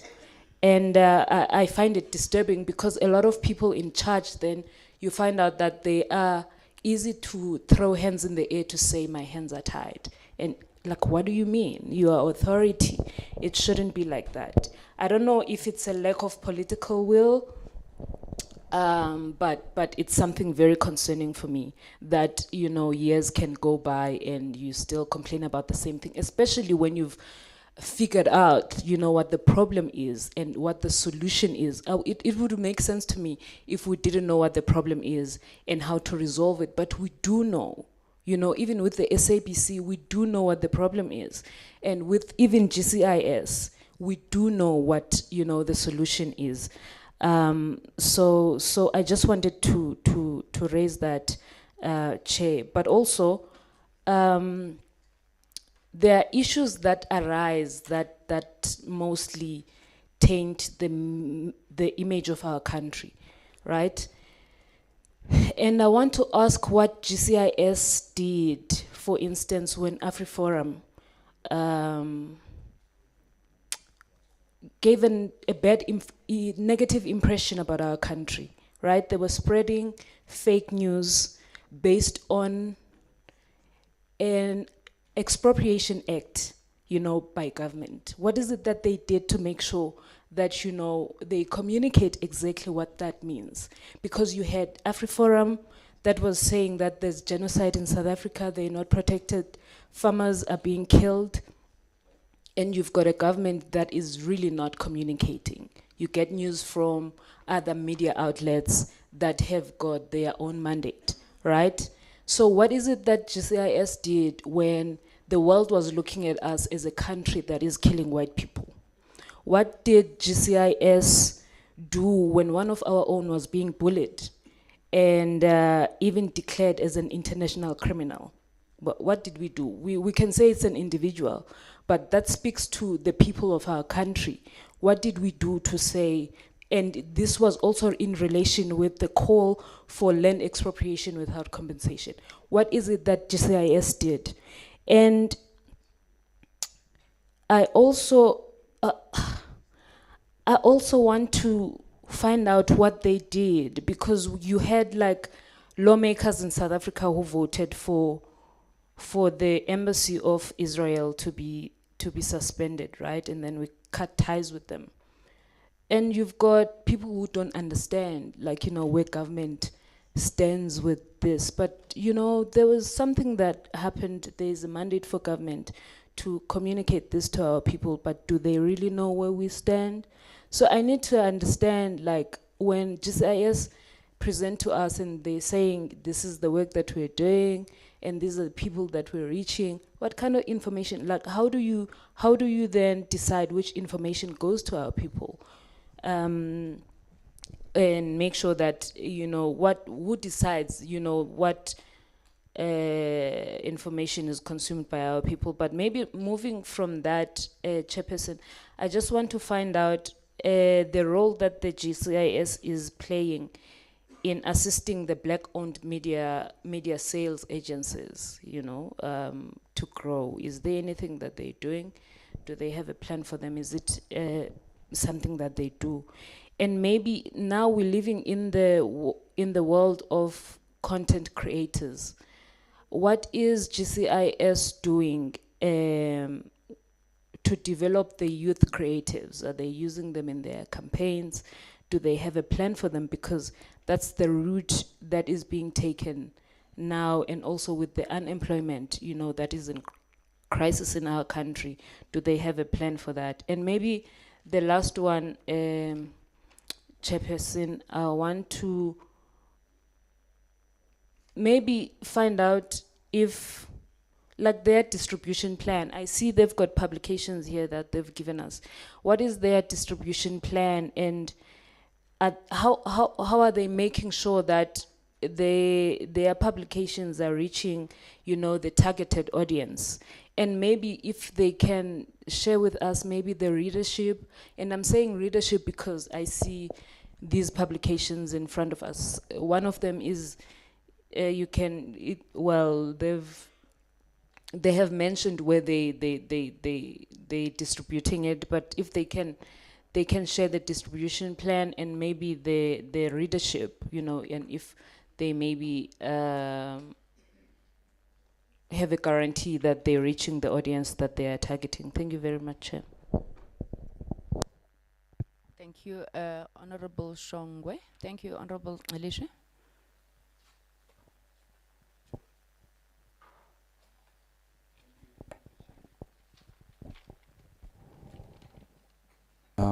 Thank you, Chair. Chair, my processing has just went away, just left me much because of my colleague here who invited the politician in me. I feel like being a Mkonto person right now. Not today. Thank you, Mr. Karen. The presentation was very, very beautiful. It tells me that you don't even need budget, you've got money, because it didn't speak about anything about budget. It tells me exactly if I go to a township today and ask a little boy or anybody in any township and ask, what is GCIS? That person will be able to tell me what the GCIS is this and this and this is what it does. I also appreciate the fact that you spoke more of the rural areas that you are reaching there and trying to bridge the gap between GCIS and the community. But my question is, how much of that are you using Abantu, the community media broadcasters? And what have you done with them that is tangible, that we can speak about today? I've asked this question so many times, but I don't get an answer. I don't know why. I appreciate coming into this building, and it looks so beautiful, clean. It invites me, actually. I would love all government buildings to look like this, but unfortunately, it is what it is. It begs a question for me, Chair, Uguti, GCIS, MDDA, and Brand SA. Who are they servicing? Is it a matter of low LSM or high LSM? Where are they? Because you go everywhere, especially in the rural and community and Makasi. You don't know what is this. What are we talking about? How are you guys reaching those people? And you know that we can't all be on digital platforms. There should be a way of getting to those people who are not that much digital. I see all the newspapers here, the Shivenda and Sitsonga newspapers. The printing, what is the cost and where are they delivered? It's my first time seeing this, Chavela. Where are they? I would like to know about that, Chair. As I also move to Honorable Vilagazi, but I honestly want to be a politician today. Let me leave it here. Thank you. Honorable Strong, we're not gagging you. Next thing, you were going to go back to Cape Town, and you said, yeah, in front of those people of GCIS, you wouldn't allow me to speak. Honorable Makubana. Thank you so much. Am I on? Thank you so much, Chairperson. And let me join my colleagues to thank you for the presentation, which was very comprehensive and really detailed to understand what GCIS does. I think the question that the chairperson asked when she, before she gave us the opportunity to respond, what success looks like, and I think my colleague spoke to that. It's a very important question that I think needs to be answered. I had thought you did answer it in your presentation, and I would like you to elaborate on that, because you said, and I'm not going to quote, I'm paraphrasing. You said the end game for the GCIS is a better South Africa. And I interpreted that to say it's a better brand South Africa. And I would have thought that is part of your response, to say out of everything that you are doing, the intangible activities and the tangible ones, everybody out there trying to communicate, at the end of the day, we want to build this goodwill brand called South Africa. And that, of course, you spoke about how you do it, the frequency, continuous communication, and this brings me to this, that the center should hold. And for me, that struck me, the center should hold. And my question to you, as a measure of your success, do you think the center is holding? Brand South Africa as we speak today, is it holding? Do people perceive us as the country that we want to be? Or is the work that needs to be done through GIS? And what do you think that work is? It may not be directly your responsibility, but what is your role in improving that? I'll just join my colleagues. They've said it. Where do we find you? I'm not going to repeat that. But let me give 3 examples of why I want to emphasize on that and implore you to look at more ways to become more visible and relevant to the ordinary person. When I came here, and the DM is not here, I'm very embarrassed to say I did not recognize him. I had to ask him, who are you, when he came to greet me. And I'm in the portfolio, I'm in government. So imagine others, I know the name, but I just didn't recognize him. So you spoke about training for councillors and all of that. I was a speaker at the city of Joburg. He was my councillor. He'll tell you as well, he's never been trained by GCIS. I don't know about that. Perhaps it's happening somewhere else. Let's expand on it, because I think it's a good idea. And the question comes, do you also train ministers, deputy ministers, or it's just councillors? And what is your role in them improving Brand South Africa communication, in advising sometimes how they communicate? We do have those that come across very arrogant and non-approachable. And is it your role to give that advice because you are responsible for government communication, or you just give content?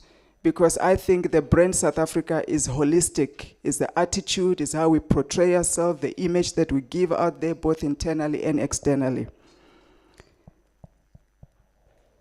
Again, in terms of communication, another example that I will give, just last Sunday, we were busy with our constituency, and one of the things that we're communicating was the deadline for the spaza shop registration. The people do not know. They were shocked that this thing was supposed to close 28th of February. And it was because we've got a member who sits in the portfolio committee that we could have that information. How far, how wide do you really take your communication? Because the ordinary man out there misses opportunities. And some of these people, this is their livelihood, means to be economically active, and SMME, etc., etc. Now, Chair also said there's a lot going on inside the GCIS, which I agree, and it's great. We like to see it. It's just a filtering, so I'm not going to repeat that. Now, I'm going to write on the question that my colleague, Honorable from EFF, asked. I forget the name. I didn't mean to refer to you with the part. But she asked an important question around AfriForum and a member of the public who was also considered a terrorist or national threat, whatever they labeled him. You talk about how you deal with crisis communication. what do you consider to be a crisis communication or a crisis that needs elevation in terms of your frequency, your volume of what you communicate, how to communicate? And it brings me to your mandate. I'm not sure if it's expansive enough, because you say your mandate number 2 is to provide information to citizens to improve their lives. Sometimes we don't need information to improve our lives. Sometimes the information that must come is for us to protect, is for us to brace for something is coming. It may not be an improvement. Do you think this serves or limits you, this mandate? Because there's a lot that is happening now that is a threat that requires a different action from the public and from, in fact, even our stakeholders out there, which may not lend itself to improving lives. I want to know, how do you leverage on the state organs to enhance the early detection of events, possibly events before they happen? They may not, but it can warn us on what is coming, so that you are more proactive in your communication. From what I pick up from your presentation, of course you'll detect it early, but it's still a reactive communication. You are picking up a story, and sometimes you're trying to clean up the narrative or communicate it better or just inform the public, whatever the case may be. But do you use those organs like intelligence? I'll give you an example. Again, when I was in the city of Joburg, we learned about the burning buildings from international media because they were first on the scenes, they first detected it, went haywire on social media. Zamazamas everywhere. We always learn about the crisis of zamazamas through social media. The crisis of children that die when they eat food in the spaza shops. We always pick up this, from the ground. So how can you leverage, if you are not at the moment? If you are, you let us know. But how can we better utilize intelligence and other state organs to proactively detect things that we can then manage the narrative as government? And I'm almost drawing to a close. We've had some very good PR, successes in the PR in government, like COVID. I think you speak about it as well. You did very well. But we've also had blunders in the PR nationally. And I would like to know, in terms of those times when there were blunders, can you give us an example of that? And what measures have you put in place? We have what we believe maybe could be blunder, like the AfriForum thing, that we feel there's no adequate and consistent and deliberate communication to counter it. May be happening, it's not filtering. But where do you think this was a blunder, and this is what we have done, and this is how we handle those kind of situations that do not go very well? Because your presentation was very positive. We're also trying to see where are the areas of improvement, what are your challenges, which did not come through.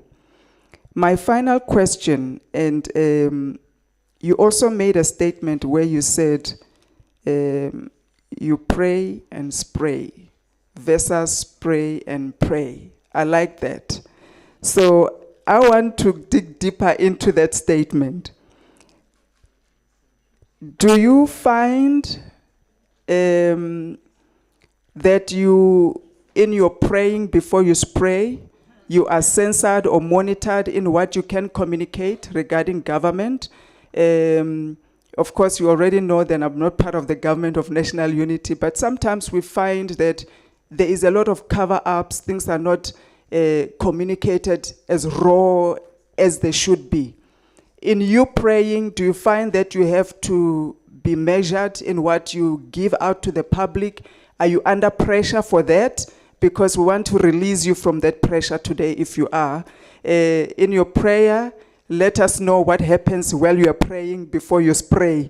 Because we like the spray, because social media just prays, they don't pray. So let us know if there is any undue pressure that you find yourself in praying. You said, finally, I'm going to be paying 100 rands.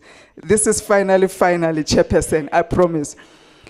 One of the things in your mandate as well, which struck me, you shape the mood, the national mood.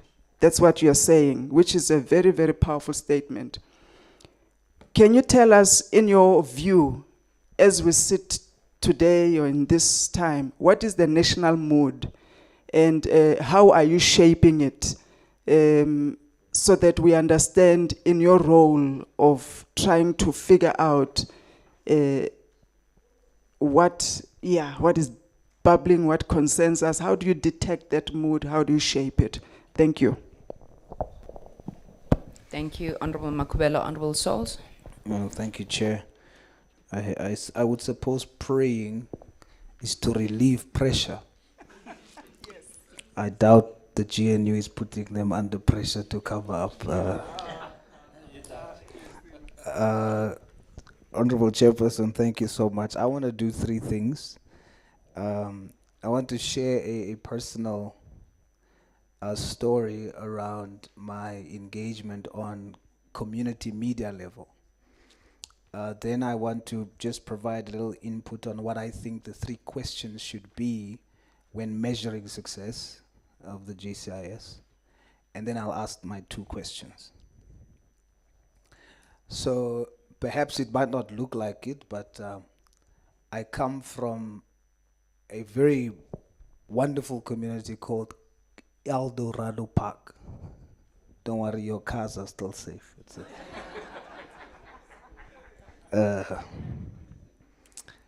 and in El Dorado Park, there's a community radio station called Eldos FM.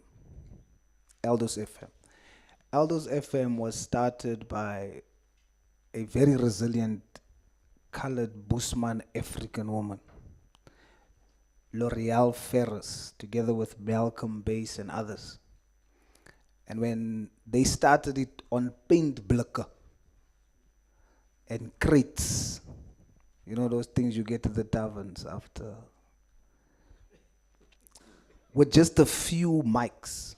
That's how they started in our community. And when things got a bit tough, the others left, and like the nature of woman, the strong one survived. The woman remained, L'Oreal Ferris. And she gave me an opportunity. So she's my mentor in radio. And she gave me an opportunity back in the day to become a radio DJ. And I also was the station manager for Eldos FM. Chair, you must protect me and my colleagues. I also became the station manager for Eldos FM. So I have first-hand experience with GCIS. And then, of course, I'm here now. I left. But I got an opportunity there. And I got an opportunity. It's even job creation for people like us, and an exposure to different kind of platforms rather than just what Eldos is known for. But it is these kind of platforms that has given us an opportunity to say, you can do something else. Instead of just, taking somebody's golf stick. So L'Oreal Ferris is still there today because of her commitment to community media, to getting information to our community. Herself, together with her team, they've built Eldos FM from using paint blikker. You can go there now. There is state-of-the-art equipment and infrastructure that can compete with the commercial radio stations. So these are now, the infrastructure is there, but they are experiencing little little support from government. But I must celebrate the MDDA because they have, even in my time, there's been good support from the MDDA. But there should be more support for community media. And that should be looked at as entry-level job creation for normal community members. We should take that extremely seriously. And then I want to now speak on the 3 questions I think should be asked when measuring success of GCIS. Number 1, I think the question should be, does MPs like us, government officials, is GCIS the first source or point of contact that we go to verify information of government? If the answer is no, it doesn't matter how good our buildings look, how nice our toilet smells. We are not succeeding. 2, we should be asking, who drives the narrative nationally? And communication is about addressing perceptions too. And if the national perception is incorrect around government, then we, GCIS should be asking, if you are not the front drivers of the national narrative, especially when it comes to government, we are not successful. And I think lastly, what is our support of community media? Because the truth of the matter is, that's really where you want to get the information to. Again, Aldos FM. Aldos FM reaches 153,000 listeners per week. On Facebook, I saw the GCIS Facebook reach on the presentation, just the GCIS, not the other pages that you manage. But the GCIS Facebook page has 14,000 followers. Aldos FM on Facebook has 60,000 followers. Why am I saying that? And I'm sure that there are many other community media platforms that has this great reach too. So the potential on that level is huge.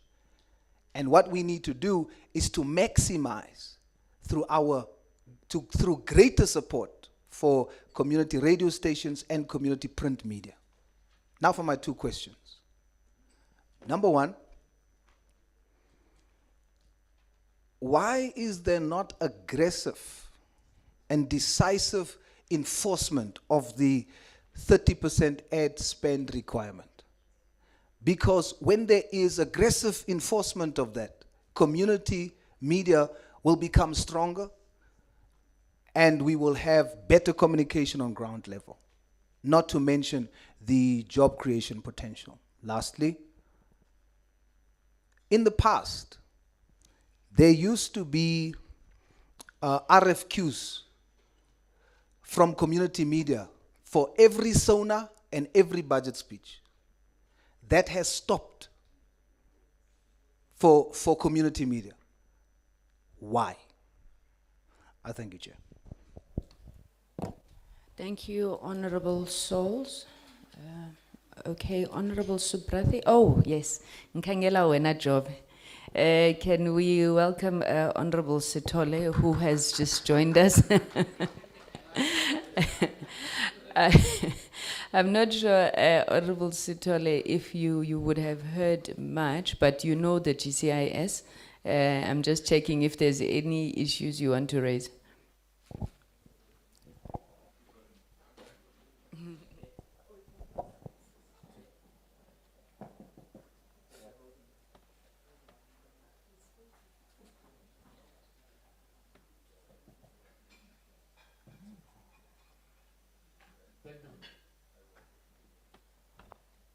Thank you very much, Honorable Chairperson, and greeting to you and honorable members and officials from different departments and different entities. No, Honorable Chairperson, I think only mine is that I'm not happy about the work of GCIS. because there's a lot of publication that they're supposed to do, and the failure of them for not actually reviving the Vukuzenzele, because Vukuzenzele was part of government information center. So now, if that one can be ratified, Honorable Chairperson. And other Honorable Chairperson, we have the agreement that was done between the GNU structures, but that one was never communicated to communities at large. So now I'm trying to check, because there's a lot of things that the information that the public are receiving, which are not informed information. If that one can be fixed, Honorable Chairperson. Thank you very much. Thank you, Honorable Stoli. Honorable Subrathi. Thank you, Chairperson, and greetings once again to everybody. Chairperson, I had time to reflect on the question that you asked earlier. And that was, what will success look like for GCIS? Chairperson, of the 60 plus million South Africans, a question that came to my mind. We're dealing with the government communication information system. The question that I asked, if a citizen of this country wants to know something, wants to find out something, wants to connect with this government, who do they turn to? Which is that portal, that sacred body that is connectable, that is friendly, that they can relate to? I think one might say, no, go to the presidency. That's quite overwhelming. Go to the Department of Finance. It's quite overwhelming. I think the government communication information system, firstly, is a very long word. If I were to rebrand it, I would call it the government Kuluma department. You know, I think the GCIS is a very complicated word. I think even honorable new MPs will have to get used to it. So the thing I am saying, Honorable Chair, firstly, is GCIS a two-way communication system between government and the people? Or is it just a top-down? No, we send that information, we put a tick box until the portfolio committee comes and raps us on the wrist and say, but why didn't you tell them about post-bank black cards? No, we'll do it. No, it has to be a two-way communication system. Of go somewhere out there or somewhere, whoever they may be. A communication system is something that is alive. It should be something that's present. It should be something that's in people's faces. It can't be, if you want to find out something, you go to www.gov.za. Social media has redefined access to information. Many people get updated in political updates through just merely the social media of TikTok. So I am saying my first contribution is, what would success look like? Success for me, for GCIS, would look like if every South African knows that I must go to that department and I will be heard, I will find what I want, and if I want to escalate a concern, they will have the information system to receive my input and then direct it to the correct department. I think for me, that's when GCIS will truly be fulfilling this mandate of sharing, of informing, and being informed. Chairperson, before I forget, I was informed that we have lots of important personalities over here, people who are what I would like to call the engine room of GCIS, people in the media space. It's through you, Chairperson. My wish is, maybe this is one of my such requests also, my wish is to really hear them respond as well about what do they think, what are they doing in GCIS, where have we gone wrong? Because in my introductory comments, I asked two probing questions. Are we sufficiently informing all South Africans? And are we sufficiently communicating between departments? Chairperson, the next aspect I want to question and talk about is the machinery of communication. In the media space, one of the greatest challenges is having good content. So one is to have good content, but once you have the good content, what is the machinery that we are using? From what we understand, there's the internet, we understand there's the community radio, community media. How strong are we in the social media space? That which we all know that we are a fairly young country that's very comforting. I think the average age is under 27 years. And most of our young people are on social media platforms. Now, do we have a focused department that talks to social media, that's reaching out to the people? So how strong is the machinery that we use to communicate this information we wish to share? Chairperson, I also asked the question in my introductory comments of intergovernmental communications. Now, there's been a few contemporary issues and current issues that's come up. So my question is, does the media department of GCIS, or GCIS, which is the media department, does it, for example, talk to the media department in the Department of Finance, or the Department of Basic Education, or the Department of Social Development? Why have I picked on these departments? For example, there's an important narrative that our South Africa needed to be informed when the budget date was postponed. And there was a false narrative that was coming up. It was being politicized. But really the postponement was a sign of a working government that wants to collaborate, that wants to find common ground for the interests of South Africans. That is a correct narrative. Now, did GCIS work with the Department of Finance and come up with this narrative of, firstly, did they speak? Is that conversation taking place? And if they did, are they communicating it to people, to South Africans? Are you use social development because of the SASSA cards? Did that communication take place between the two media departments, if there is a media department in social development? And then the GCI says, okay guys, this is what we need to do. This is how we can enhance you, we can supplement you or complement you. I still feel there is a lack. For example, spaza shops.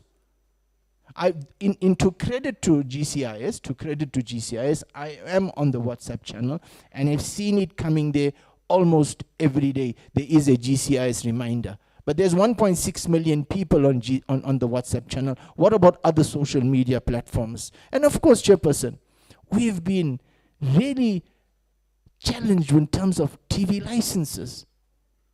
SABC TV licenses, a national state asset where we are not getting our licenses. GCIS could play a critical role in terms of informing the value South Africans get, the importance of being able to pay, I think 260 rands or so for license, the value they get in terms of SABC.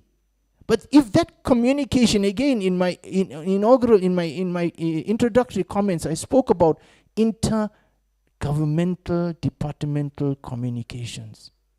If that communication is not taking place, then I don't think we're going to be we're not going to be playing for the same team, Jefferson. And hence I alluded to inefficiencies, increased costs. These things arise, and I mentioned, due to the lack of interoperability and intercommunications. So, Chairperson, in summary, I still go back to what I mentioned at the outset. I am not convinced that all South Africans are able to connect and identify with GCIS. We need to revisit that. And I'm not convinced that there is interoperability and sufficient intergovernmental communications. Thank you, Chairperson. Thank you, Honorable Subrathi. I'm sure when you opened the meeting, you did probably apologize that we started a bit late, so we're going to have to try and catch up on time. I've just made a request that the presentation on the 30% compliance on government spend, together with the next one on the sustainability of community media, we just club those together to save time. You know, when we're asking for a presentation on the government communication and information system, the first question perhaps we should have asked is, what is the government communication and information system? Do we share a common understanding about it, one? And is it appropriate, relevant, and fit for purpose as it is? Because the presentation speaks to the fora, it speaks to the coordination at the 3 spheres of government, and how Michael and his team really try to pull this system together. Is it effective? Is it what's needed? Where's David, by the way? Hello, David. You've got a beard. Okay. So is the government communication and information system as it is right now effective and fit for purpose? I'm asking this because members have been reflecting on what they think success looks like. And I think Honorable Subrathi comes also closer to what I would, envision it to be. I want to say South Africans feel hopeless. There is so much hopelessness in the country that when we think about our government communication system, it has to be, as you say there, empowering South Africans through communication excellence. For me, everything else is peripheral. If a South African, like Honorable Subrathi was saying, doesn't know where to go to solve their problems. And what I mean by that is, everywhere, within easy reach, there must be a point of presence where they can get information about anything. I don't know, colleagues, and I'm sure you know. Do you know when you wake up and you have a problem, you think, must I go to social development? Must I go to the municipality? What must I do? When you need a job, I do not believe the fallacy that there are no jobs in this country. You just don't know where to start. So you think, then you're lucky that this person knows this person, then they can tell you this, and you don't know what to do. You have a business, right? At least I'm quite sure many people know how to start a business, but do they know how to get business? Do they know how to get business? Then even then, that becomes a thing of, this person or this person, and that's what. So all of this contributes to hopelessness. And I want you to think about, Michael, that if, Babu Stole likes Vukuzenzele, Honorable Subrathi likes social media, you will never hear them not raising those things, right? Me, you'll always hear me raising 2 song centers or a version of. And whether it's a physical presence, it's a digital presence, like Honorable Subrathi is saying, if I knew that to get anything from my government, because remember, all these things about departments and bureaucracy and red tape, those are of your making. South Africans just need to deal with one government. And for me, your system then, what a government communication system is the fact that there are an entry point to you, you know what to do with it, and it filters down not just to the local municipality, to the ward, guys. You are constantly sending out messages, and I wonder, do you ask yourself, how is this helping to empower, the South African through communication? Because when anything happens, and I did speak about that issue of the relationship between yourselves and Parliament.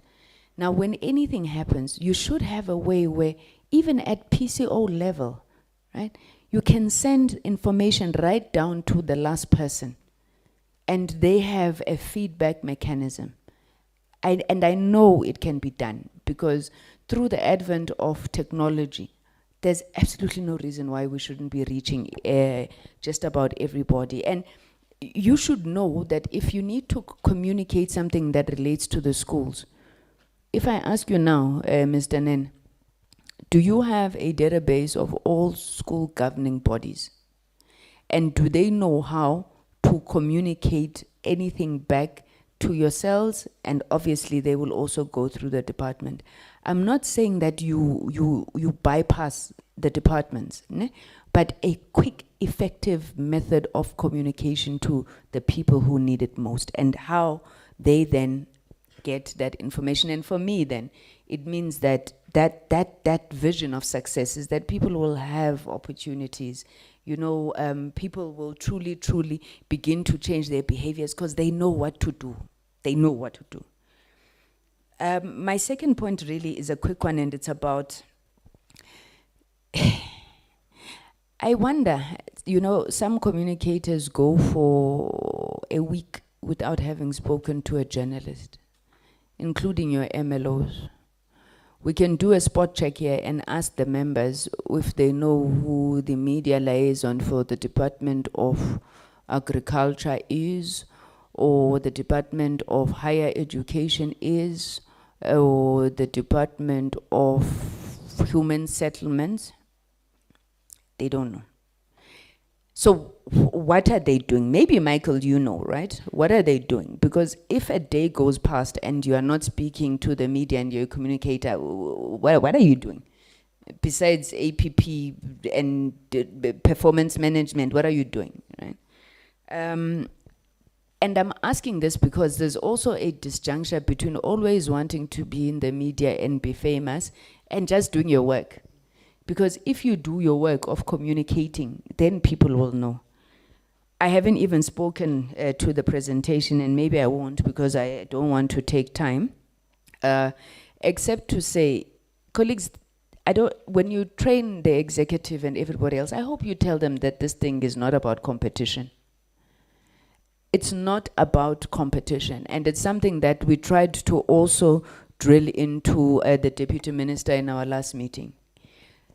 I don't know why DDG Nomonde is not even almost on a daily basis addressing the country on the other issue now. I get it, you've got your empowering South Africans. Then you have the whole shaping of the national mood, giving clarity.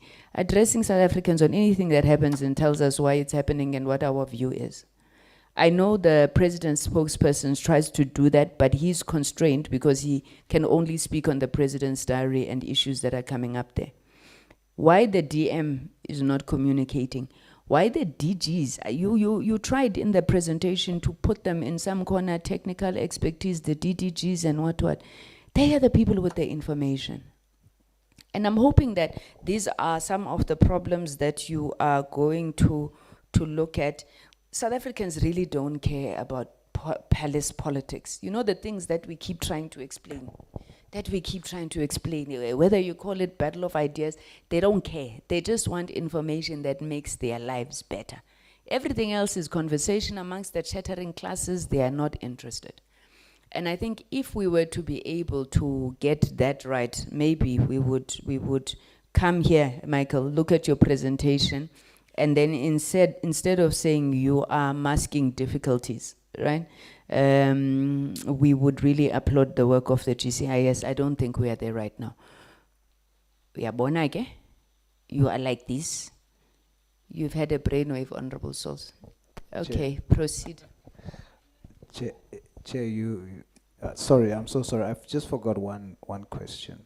On the presentation, there was a point around the exploring of digital paid ads at a budget of 30,000 Rand. They're going to increase that to 3 million. I've given a number of 60,000 followers on one community radio station Facebook platform, so the potential is great. I just want to know, as part of that plan, do they seek to include advertising on community radio station Facebook platforms as well as part of that plan? Thank you. Okay. All right. And Honorable Bodlani, I heard her saying that, yeah, you let him. You have been let for the last time. They shall never be letting again. Okay, can I ask then how we direct this conversation? Can we park all the community media questions, which you've noted, and we'll take them after the presentation on community media? I think let's deal with the GCIS specific comments, questions, then we'll go into the second presentation. I'm not looking here, I'm looking on the floor. If there's anybody who wants to take the first bite. Thank you, Baba. At the back, do we have roving mics there? Thank you.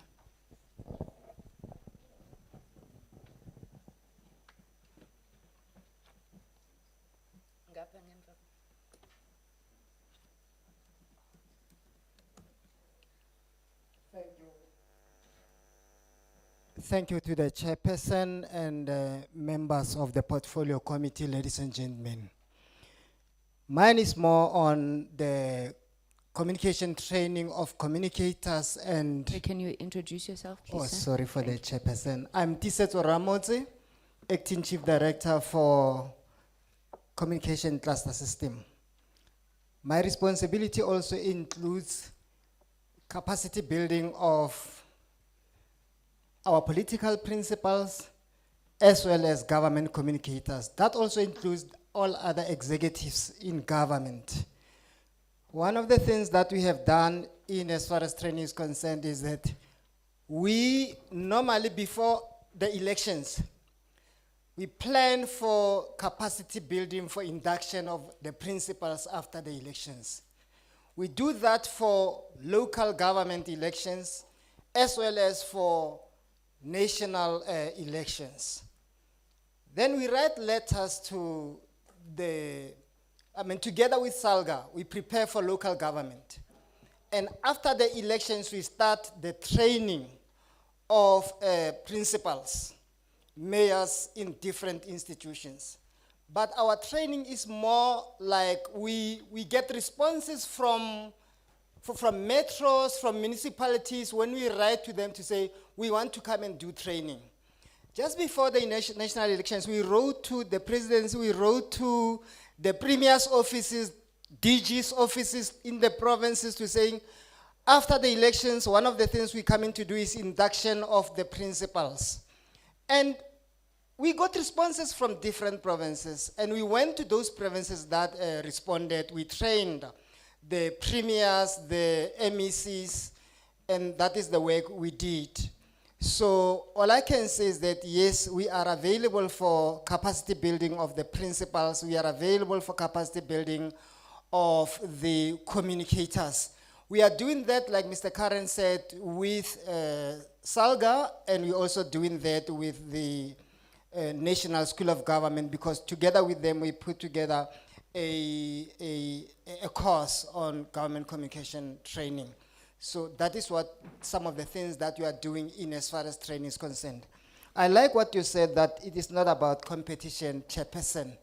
So going forward, we learned a lot from the questions that you asked. And going forward, we will close the gaps which we picked up from our own operations. Thank you very much. Thank you, Baptisetso. Another hand. I see David, lady next to you. I see number 3 here. The gentleman with the beard. Thank you, David. Thanks. Good afternoon, honourable members, and thank you, honourable members, for your question around the AfriForum matter. I'm David Jacobs. I'm the Chief Director responsible for 2 clusters, economic and international, and also newly established... Sorry, David, please won't you stand for our cameras, please? Thank you.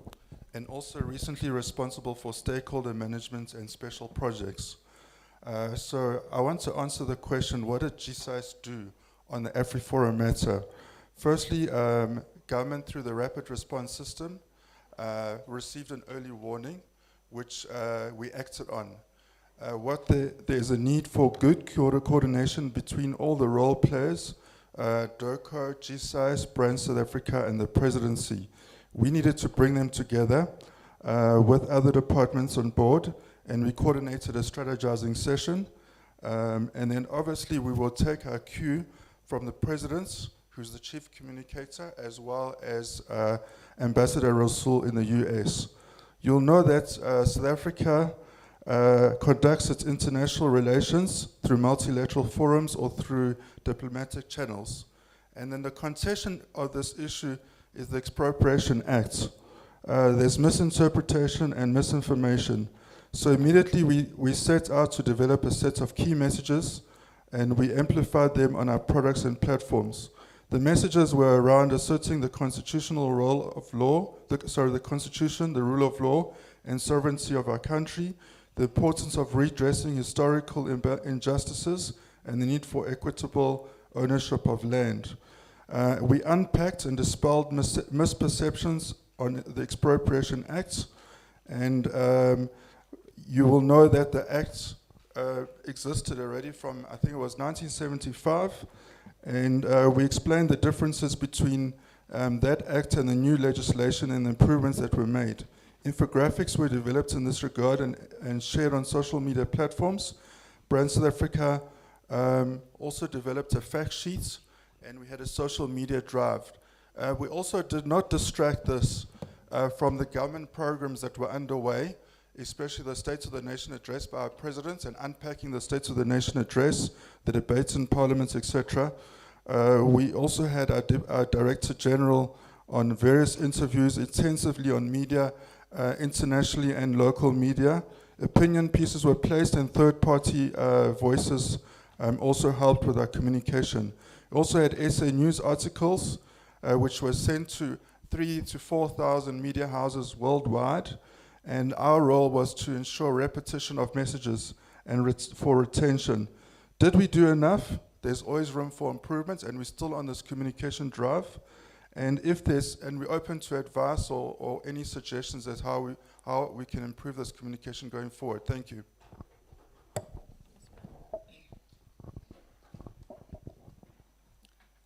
Good day, honorable members. Thank you, Chairperson. Good day, ladies and gentlemen. My name is Mwepeng Swane. I'm responsible for the GCIS provincial and district offices.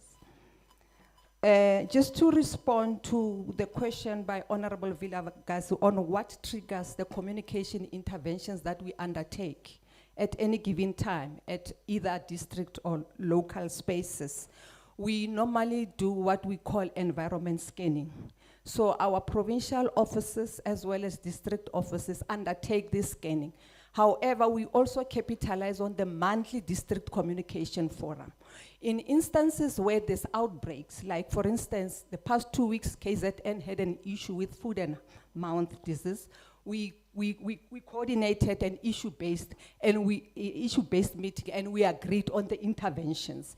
And you'll notice that we there and then, recommended to the MEC to do some media briefing and to also come up with leaflets, wherein we disseminated some of these leaflets, be it how to undertake your hygiene and mechanisms to mitigate against these things. So basically, we insist on district communication meetings on a monthly basis because we realize that GCIS alone cannot handle some of the communication issues at any given time in local spaces. So we do that, and on a quarterly basis, our GCIS colleagues at district level review the environment assessment reports. So we expect them to undertake, some work in terms of what has changed in terms of their district and see how best they can come up with communication interventions responding to that. In terms of the aftercare strategy, honorable members, I do agree that there's room for improvement, but I would like to cite instances where we went back to give feedback in terms of some of the issues that either emanated from a mayoral imbizo or a provincial outreach program. I'll cite an instance. We all know that the presidential imbizo kickstarted in the Northwest. Then the common thread in terms of the issues that emanated from there was the nature of roads, the roads infrastructure. And then post the visit, we then, we applauded the provincial court team and the DCF. We imposed on them to make sure that they have regular campaigns in terms of displaying a government that is responding to some of the issues that emanated from the imbizo. Currently, as we speak, the mayor is running a Rata Mahikeng campaign and we are fully there because they are trying to respond to some of the issues, especially the conditions of the road. So basically, that's what we are trying to do in terms of our aftercare strategy. Thank you. Thank you, Madam. Thank you, Osmoin. In front of you, Menier, who was not noted. Thank you. Good afternoon to honorable members, members in the session today, and to the members of the public. My name is Ntombi Nala. I'm the Acting Chief Director in Research, Analysis and Knowledge Services. I'm responding on the question of the mood. What is the mood of the nation currently? The mood has slightly improved in the latest data that we have fielded around December. But although it's still off a low base, we are at 33% of South Africans being positive about where things are going in the country currently. We use the indicator of the direction of the country to measure the mood of the nation, and this is also concurred by an independent study, Ipsos study. I don't know if honorable members are also aware of it, because we are aligned. They are at 30% of South Africans being positive about the direction of the country. But there are two prerequisites that are required to shape the mood of the nation. Is consistent, factual, and enabling or empowering communication content to our citizens. And second to that, it's coupled with service delivery or delivery of programs that are being communicated. So communication on its own, I think it's also one of our challenges in our communication system, because our communicators in service delivery departments are somehow not really consistent in communicating the programs and the interventions those departments are rendering on a continuous and consistent basis. And also the platforms sometimes that they use are not as really effective to reach the beneficiaries of those programs. So it's something that we need to improve on, and if we improve on that and people feel the change and can access those programs that improve their lives, that's when people will change and the mood of the nation will improve even further. And I think what caused the change currently is also the implementation of programs that we have put in place. For example, load shedding was a pain for all South Africans, and it seriously impacted the quality of life of most South Africans.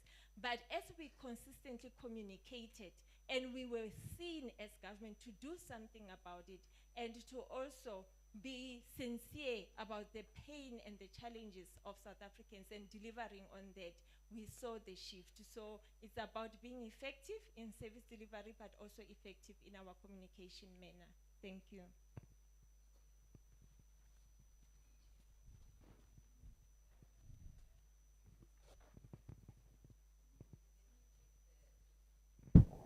Let me take the brainwave. Those will be the last two hands. I see Nelly is thinking whether she's going to put her hand up.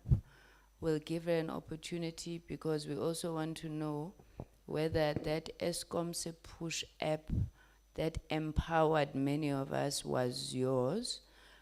If it's not yours, it makes the point that we're saying. Eskom Se Push tells us when load shedding is going to happen.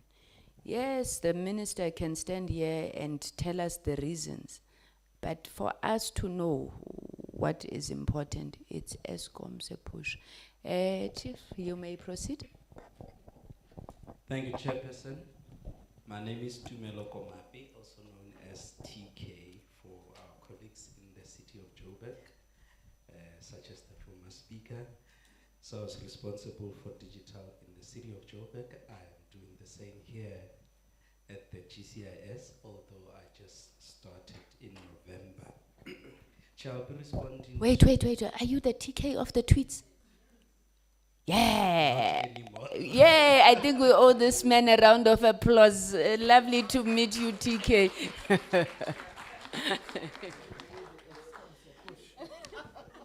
All right, so I'm told we can't do what we used to do here at the GCIS. We'll get fired. So we're still taking it easy on GovZA in terms of how we approach our messaging. I'm also told I must wait for my, what do you call it? Probation before I can stretch it and all of that. So I'm treading very carefully. All right, so I'm answering the question on content creators, as well as the one on what does success look like. I think whatever is talking about the future will touch on digital. And then is GCIS a one-way system? Then the last one is the paid ads and the influencers. All right, let me start with the difficult one. What does success look like for digital in the near future?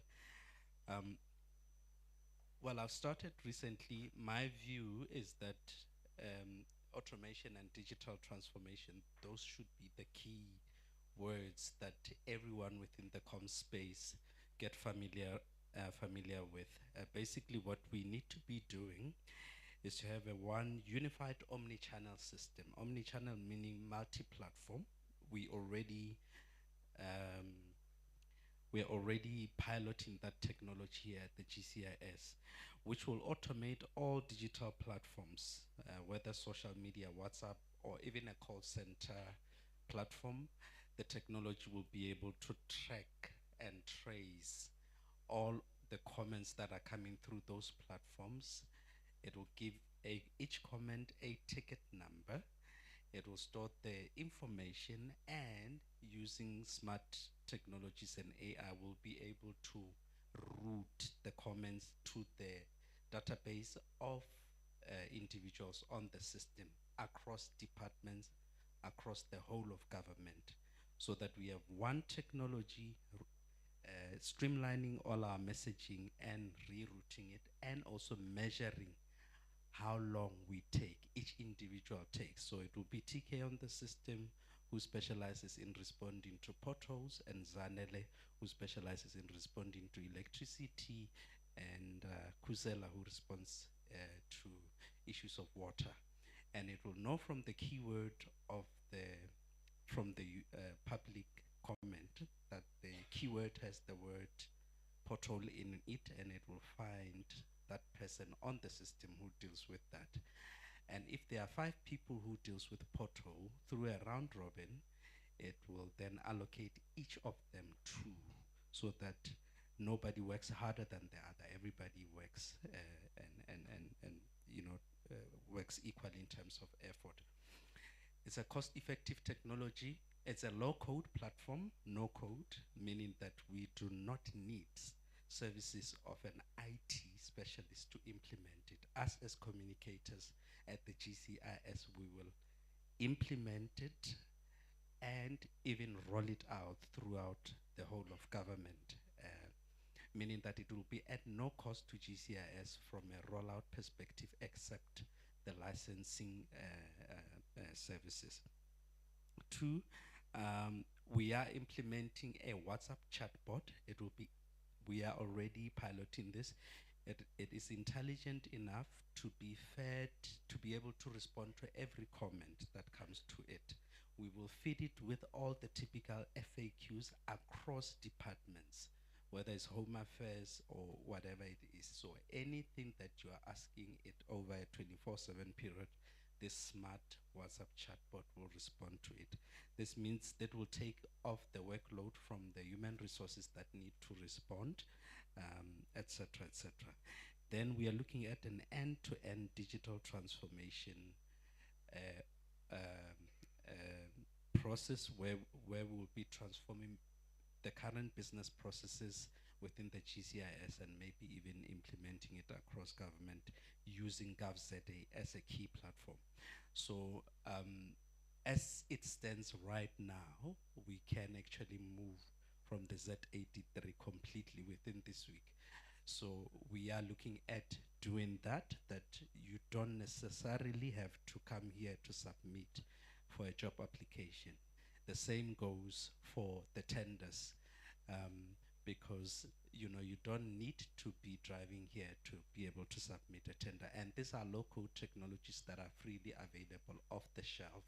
You simply buy the licenses. So we can implement that. We've already implemented that in the city of Joburg, an e-recruitment system using some of the available technologies. So we will be able to do that within the GCIS in the near future. That's the digital transformation element. Let me speak to paid advertising. My phone just switched off. We are investing in paid advertising for social media. This is specifically to target difficult parts of the campaigns. SONA will go viral by itself, budget will go viral, but after a while, it goes quiet. So this is where then you strategically identify some of the difficult messages within that campaign that require you to put effort and put money on it. So that's all we are doing. We are identifying difficult campaigns such as the Bella Act, such as the Land Expropriation Act, that those are not going viral by themselves. So that's where you put in the money and you do targeted advertising around that. We will be going for influencers who are pro-government, and we will be setting out a budget maybe for a year or 3 years, where we will have influencers on board, and this will include a lot of young people, not the popular, not the Somizi. We'll go for the young people who are engaged, etc., and we'll have them on board, and obviously being paid through a service provider to assist us to give our campaigns legs. Our social media environment at the moment, yes, I will conclude. Our websites and social media environment are the greatest assets of the GCIS. The GovZA alone has over 200 million hits a month, which should be converted to about 20 to 30 million reach. So that is a huge, massive asset. Our social media campaigns are at about 80 to 100 million in reach, organic reach, a quarter. And we're expecting to actually be way more than that in a quarter. So we are working out a few things. These are key assets and great assets. And if we do leverage them very well, we have the opportunity to really drive and lead the conversation within South Africa. Thanks, Chair.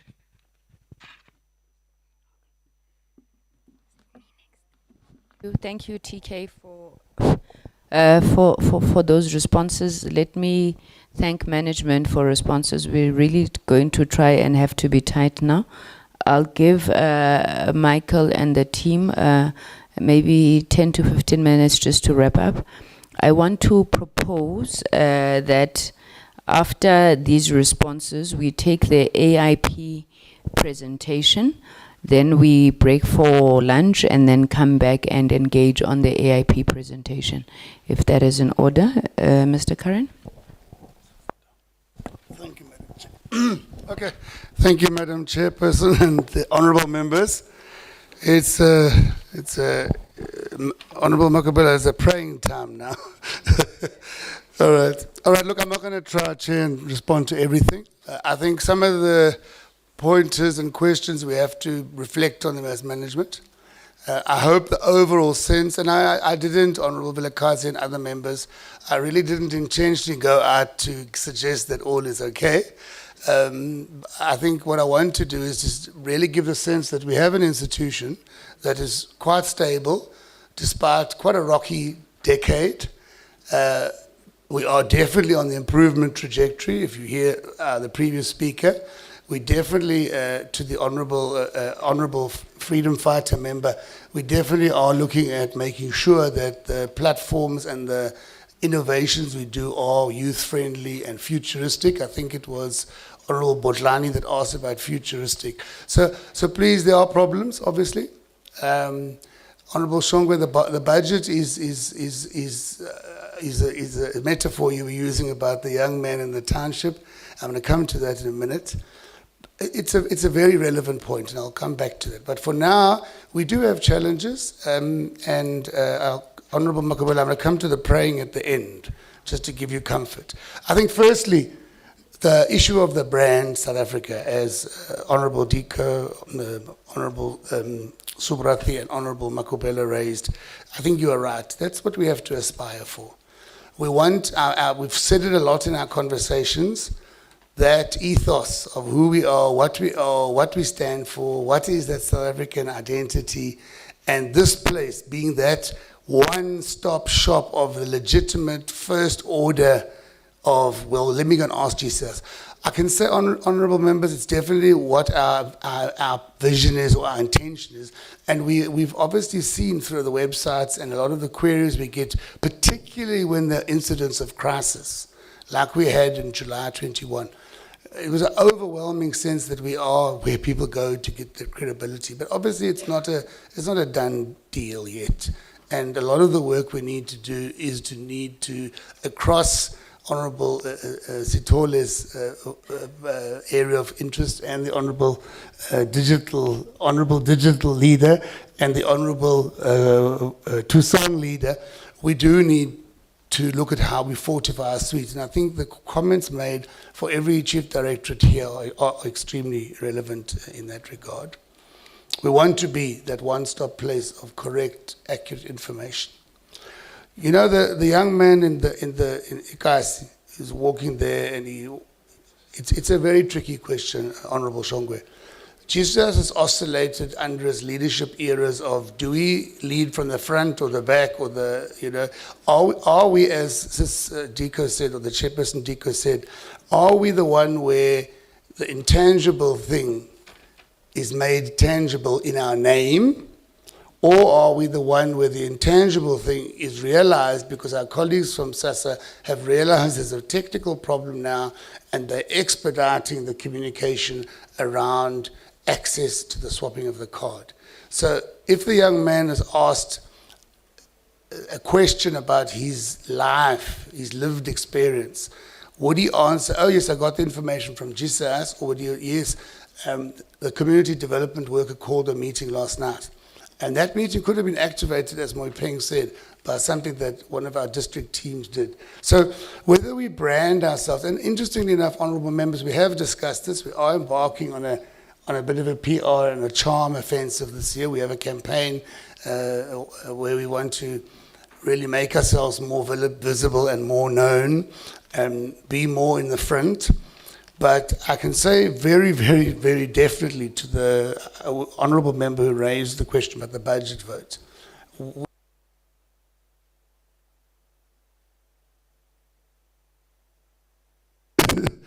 Yes, indeed. We were 100% behind that. I mean, the minute the matter became a public one, we'd already mobilized ministers for briefings. We'd already had a sense of what the narrative was, the story that needed to go to investors, the story that needed to be told to our domestic audiences about the fact. Yeah, let's get one that the battery is not going flat. That we'd already mobilized everything behind the scenes with the media colleagues from Treasury, the media colleagues from the Reserve Bank, and all the other colleagues. So Minister Chaveri came out very confidently with a briefing. I think this was even worse. With the counterparts to do that briefing with the DG of the Treasury. And I must be honest, we were directly behind the coordination of that. The tangibles, we are building our own platforms, our own suite of areas, Honorable Botlani, and they are futuristic. We definitely need to take heed of the fact that the problem that we sit with, and Honorable Shongwe, it's implicit in your question as well, and Honorable Vilakazi, is that we don't, Honourable Chair, have that. Firstly, we don't own the content of other things. So your question about the database, I'm very cautious how I want to answer that, Honourable Chair. Because the first answer I can say to that is, once we leave the social cluster, and Tisetso leaves rapid response in the morning, and by 10 o'clock there's a database, Elijah will have cascaded that. Now, Elijah is the head of communication of DBE. He would have cascaded that very quickly. Obviously, we don't know if he did it. So your question of whether we had the database ourselves. So I think if I had to be getting back to Honorable Vilakazi's point and others, the problem is that you have to nurture relationships, and it's not optimal, because then someone is almost like they're doing you a favor to do something. If I say that to honorable members here in a meeting and you ask me, did this thing go to every embassy? I can say, yes, it went, because we created a toolkit and we gave it out, and we can't always be sure if maybe someone didn't push the enter button. So maybe our future image of success needs to be the ability to better qualify and verify some of the things that maybe we take for granted. But I must be honest with you, if you had to ask me the biggest challenge now, whether that immediately means we need to legislate communication, when it's a concurrent, independent kind of function,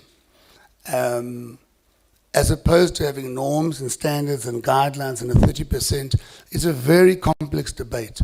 And the white paper process that we're doing is aiming at taking that into a more rigorous and a more obligatory relationship. But yes, I think if I had to be honest with you now, with a stable institution, a development of new products and platforms.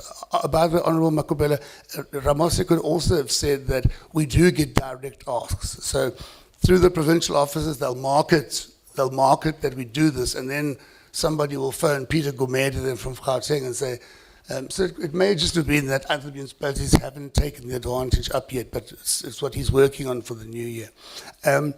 Whether we want to legislate that, Honorable Dika, it's a very complicated thing, but that is the problem at the moment. We don't have ownership of content.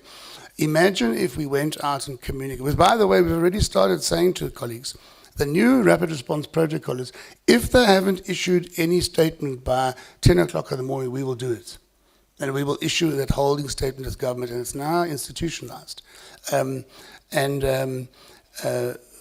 We do need to maybe see whether that's going to change if you legislate. But at the end of the day, you're still going to have colleagues who are communicators that we need to build rapport with. We need those institutions. Joel used to always say, is co-location the recipe of success?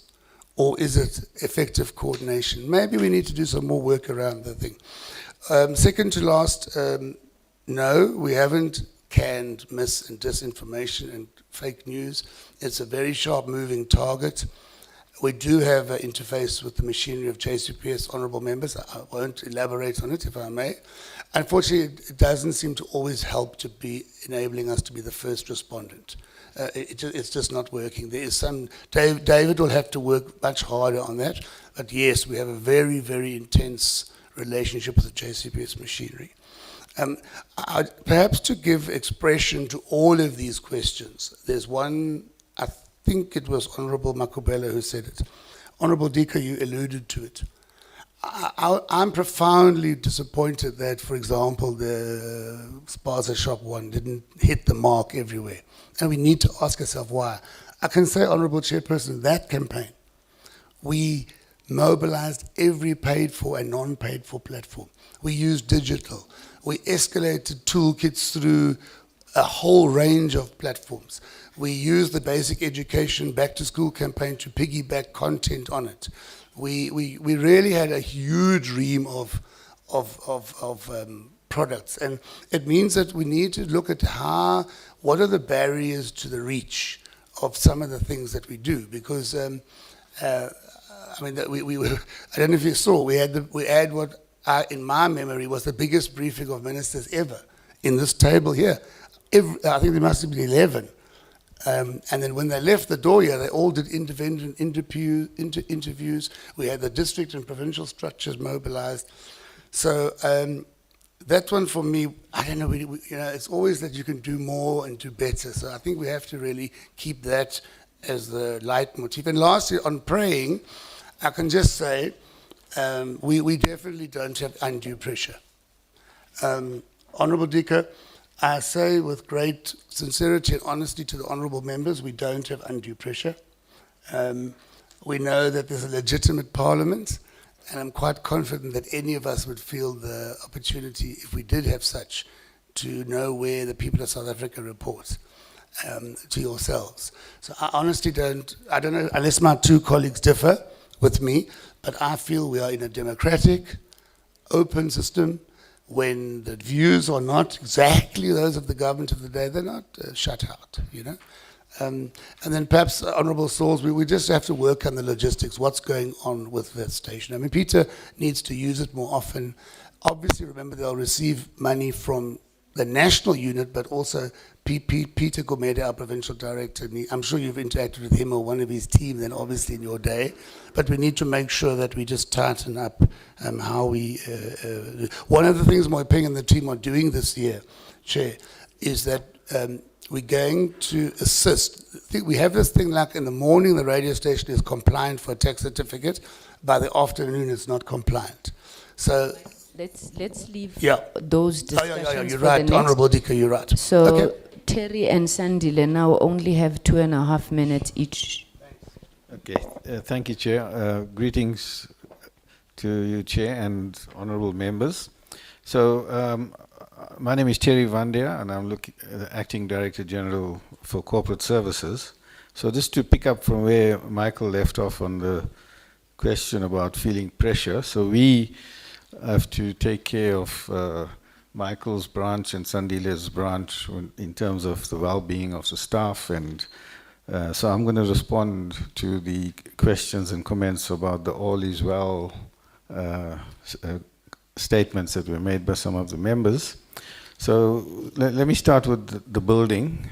Yes, the building is lovely and we enjoyed it, and we're actually here since 2013, and when we got into this building, it was built specifically for GCIS. It was customized for our needs with regards to communications. We envisaged having 2 radio studios here, as well as this auditorium and the press room next door, which was customized to accommodate the likes of ENCA and Sky News and CNN by providing them with feeds on the pavement so they could park their vehicles outside those outside broadcast vans.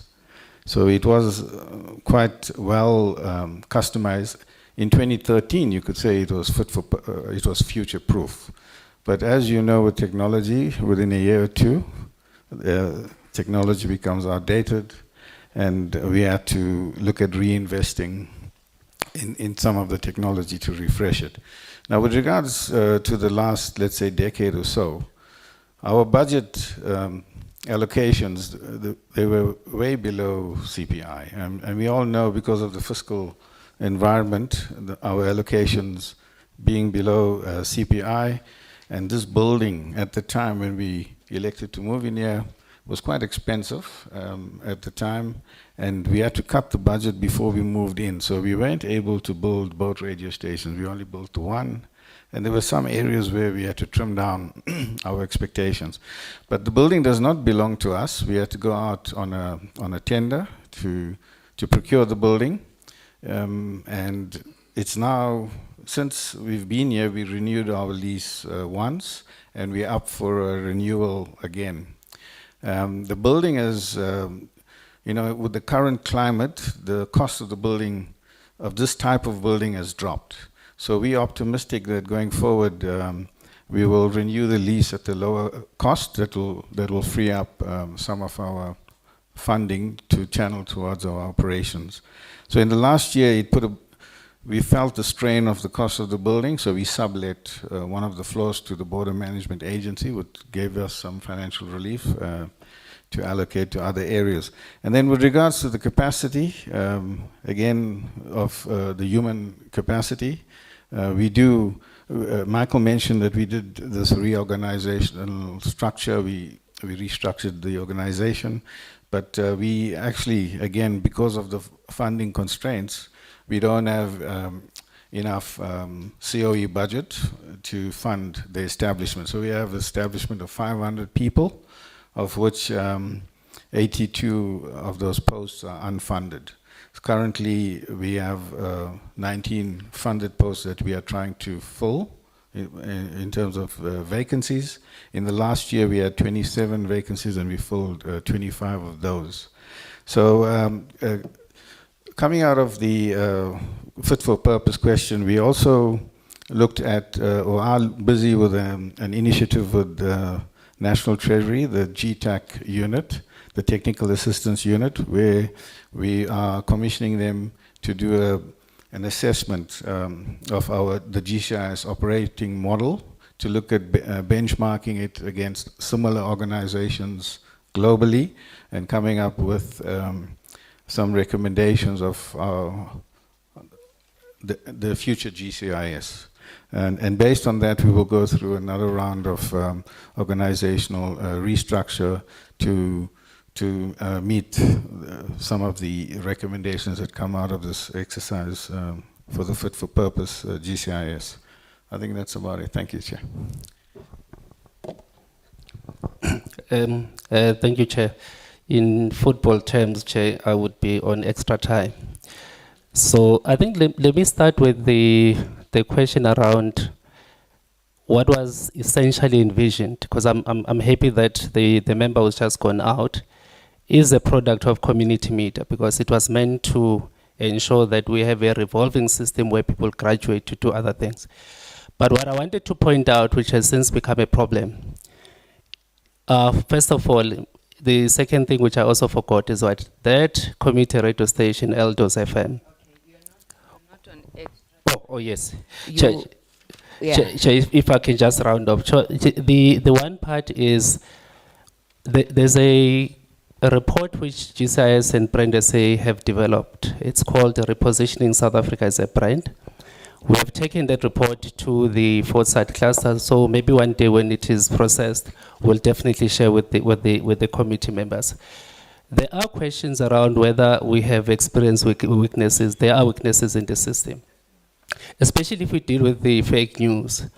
One of the elements is that much as you'd have provisions in the ACTA, the FEB Act around the takedown provisions, the biggest challenge that we have is that what happens when, much as the provision has been effected, the peer-to-peer sharing has become very difficult to manage. So what you find is the prominence of fake media or fake content that is shared in groups, and unfortunately, we are unable to deal with that. There's also a question around the weakness that if you look at our budget is not adequate enough to deal with the totality of what we should be doing. Second to the last point, Chairperson, is that we've agreed as GCIS that we are building a house starting with the roof on top. The reality is that communication has evolved. With the evolution of communication, we need to ensure that some of the things that we say and lead are enforceable and binding. So that's the work that we are doing. The element around how we tried to ensure that at least South Africa is positioned in a better environment. Brand SA, just on Brand SA, because they are one of our entities that manage international perception.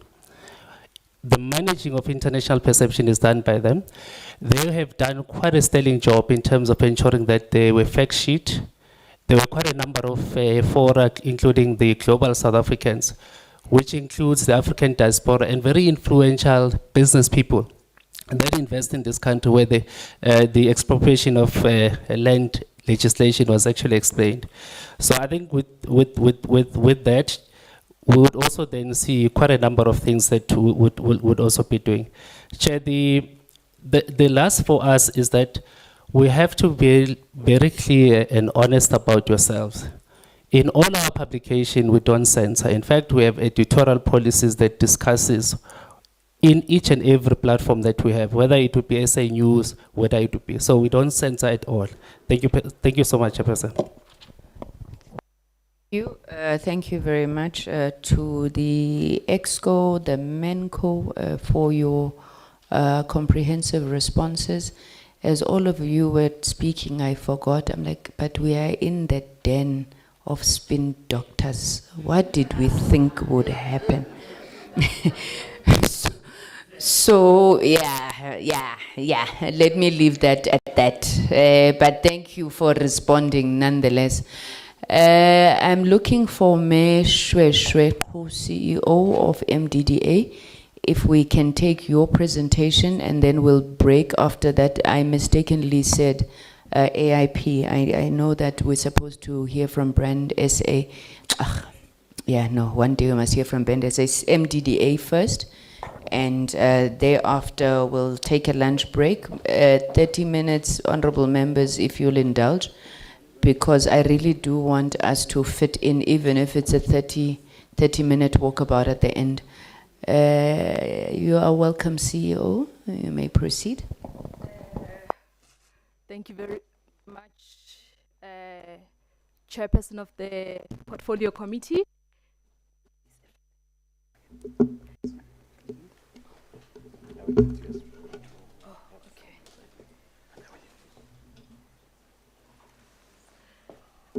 Chair, you will pardon me with honorable members. I have sent through the presentation, perhaps while 2 minutes, while they assist with loading it. Chair, we can, the colleagues will help. While they assist with loading the presentation, Chair, we will start. I think first, Honorable Chairperson of the Portfolio Committee, Memufuma Hadi Kusaladigo, greetings to you, greetings to the honorable members of the Portfolio Committee, to DGs and DDGs here present today, Khotsong colleagues, representatives of the sector, the AIP, the Press Council, the National Association of Press Club, NAB rather, the National Association of Broadcasters, and if I left anyone out, you will please pardon me. Also, greetings to all of the colleagues here. I have come with colleagues from the MDDA who will assist with questions. I think while I'm waiting for, I just need a thumbs up that the presentation will be loaded. Yes?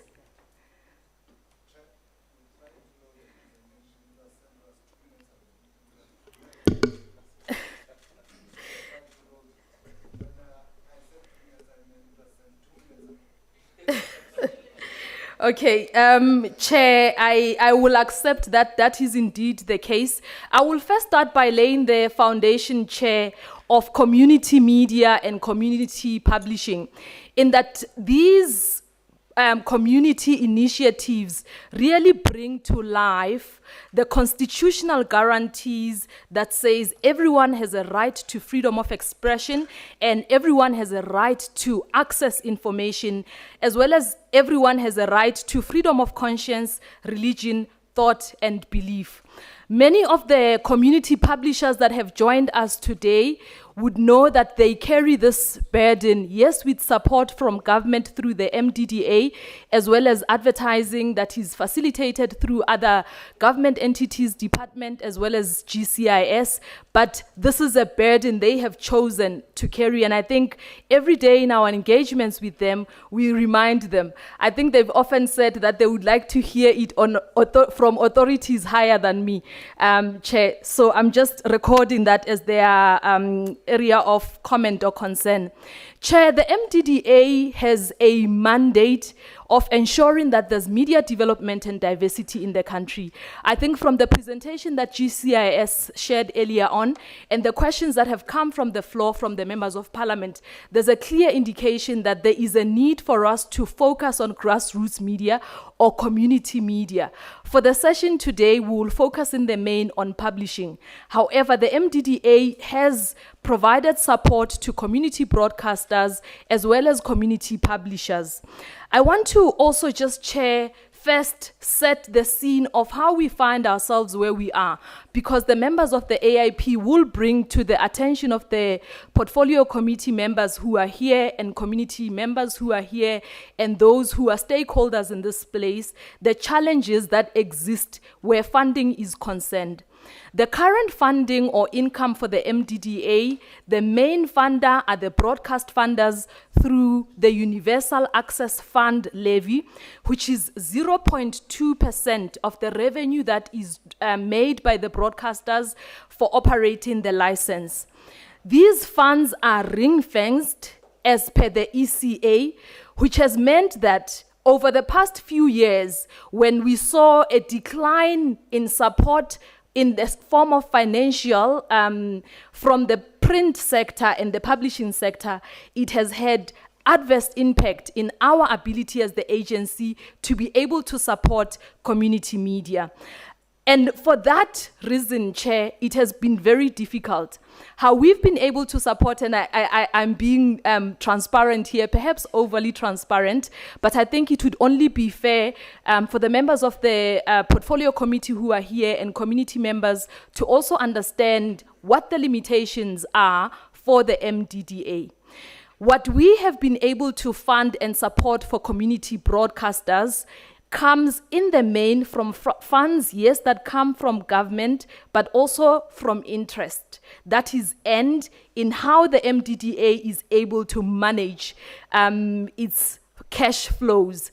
Chair, I think it is obvious to also indicate then that there's a big limitation in that. I will just ask if we can just move to slide 5 of the presentation. Thank you very much.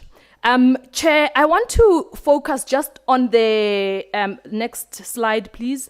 I want to just focus on the 7 objectives of the agency, which come from the mandate, which is this building this developmental media and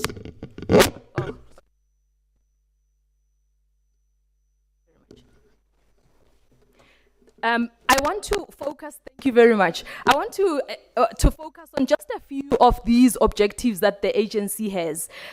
Taking from questions and comments that the members have raised on the floor and as well as GCIS has raised, is that the MDDA exists to create an enabling environment for media development and diversity that reflects the needs and aspirations of all South Africans.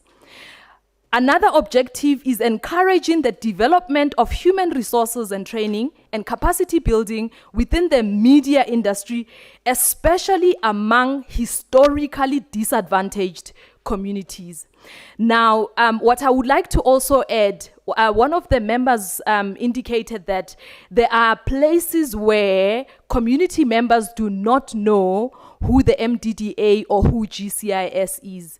One of the commitments that we've made as an agency is that we will focus on the objective of raising public awareness regarding media development and diversity issues. In our engagements with the sector, both the broadcasters in radio and television, as well as the publishers, we've asked that they please assist in bringing this objective to life because they have the tools, as you saw with the newspapers in front of you, to be able to communicate the messages that we have. But their question is always, we cannot do anything for free. You must pay us for this work. And as the entity that we are, we do have some financial constraints, if we could say or put it that way. But I will get to that later on. Another objective, and this would be the last one I want to highlight in this area, is encouraging the channeling of resources to community media and small commercial media sector. Chair, the issues around sustainability for this in the community media sector, specifically publishing, need a concerted effort for all of us to be advocates and champions. Honorable Chair Memufuma Hadi, I heard you earlier on that you indicated there are champions for Vukuzenzele, there's a champion for community TV, you are a champion for the Tusong Center.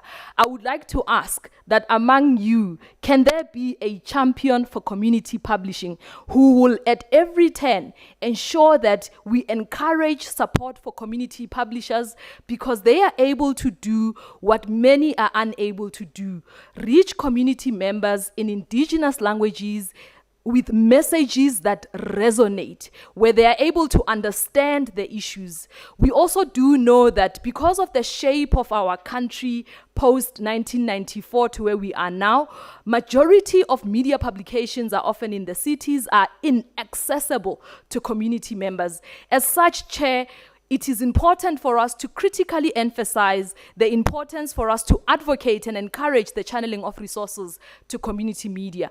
Resources include advertising, include sponsorship and promotion, but it also includes One, being able to just volunteer their time to mentor someone at a community station.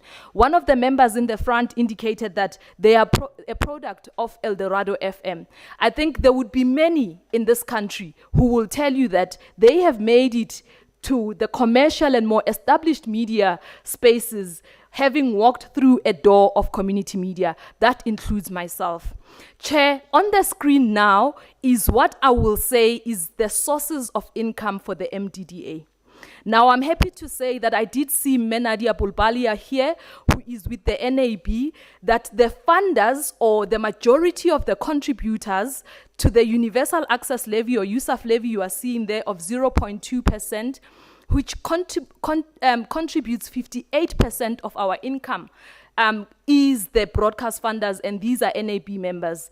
And we appreciate the support that they have brought forth and the commitment that they continue to live through from when this agency was found. Having said that, Chair, I do want to say that we have also committed with the AIP. We will embark on a journey where we are speaking with the print sector to find ways in which they can additionally continue to support community publishing and live out the commitment they made when the MDDA was funded. Government supports us with 36%, or their support accounts for 36%. And as indicated earlier on, our other source of income is the interest. These are the funds that we are able to use to support print media. I think, Chair, in all honesty, if we are saying that many South Africans still rely on accessing information from these local newspapers and publications, this has to change. We have to find a way to find resources to support community publishing.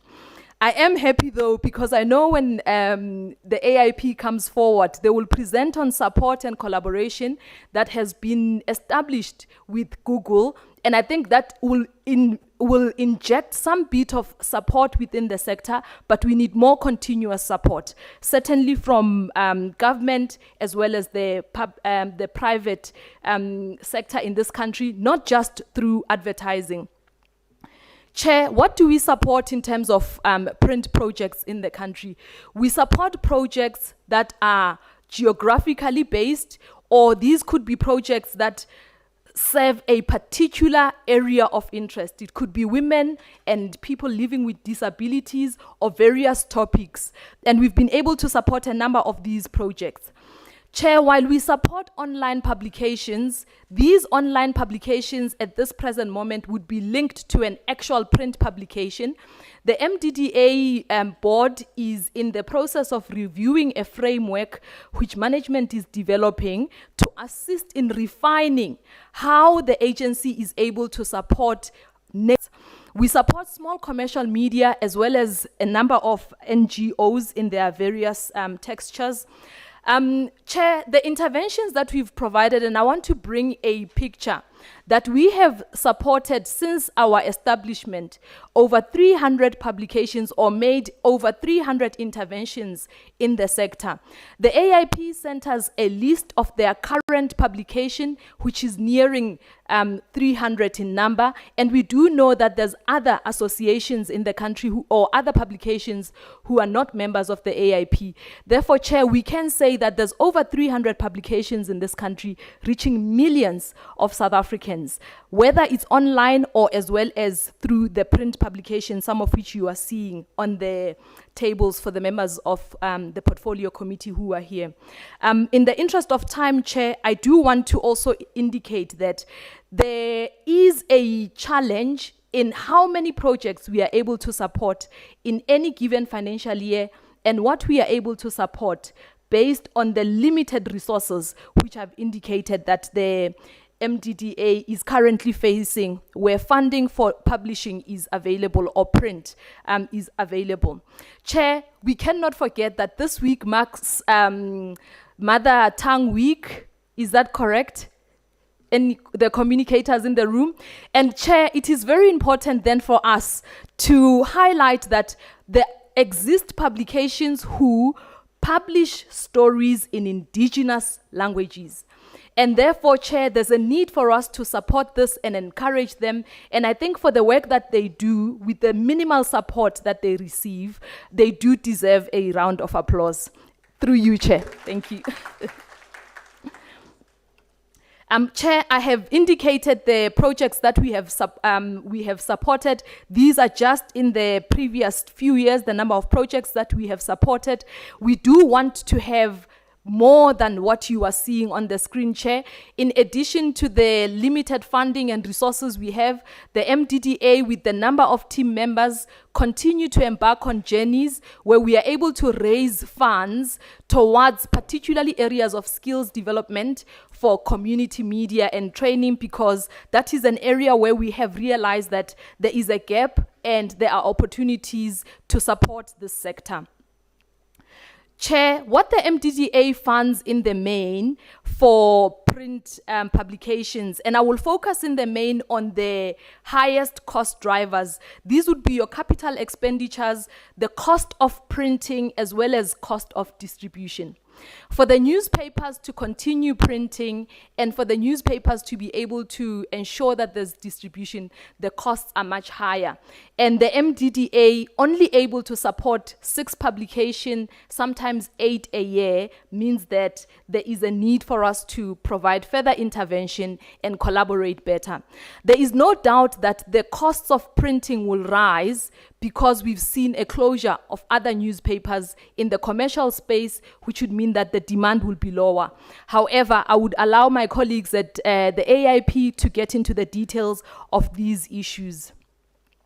Chair, I would also like to say that in our previous portfolio visit, the members of the committee had indicated that we bring a lot of numbers of how we support the sector, and that there was a need for us to highlight some of the projects that we have worked with and look at some of the work that we've covered. On your screen, you have Inyanda Community News, which is in the Western Cape, and as well as Ulwazi magazine in KZN.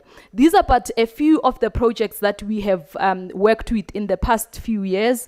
Chair, as indicated, while there are a few, the impact at communities is very high, and we do wish to build sustainability within this sector.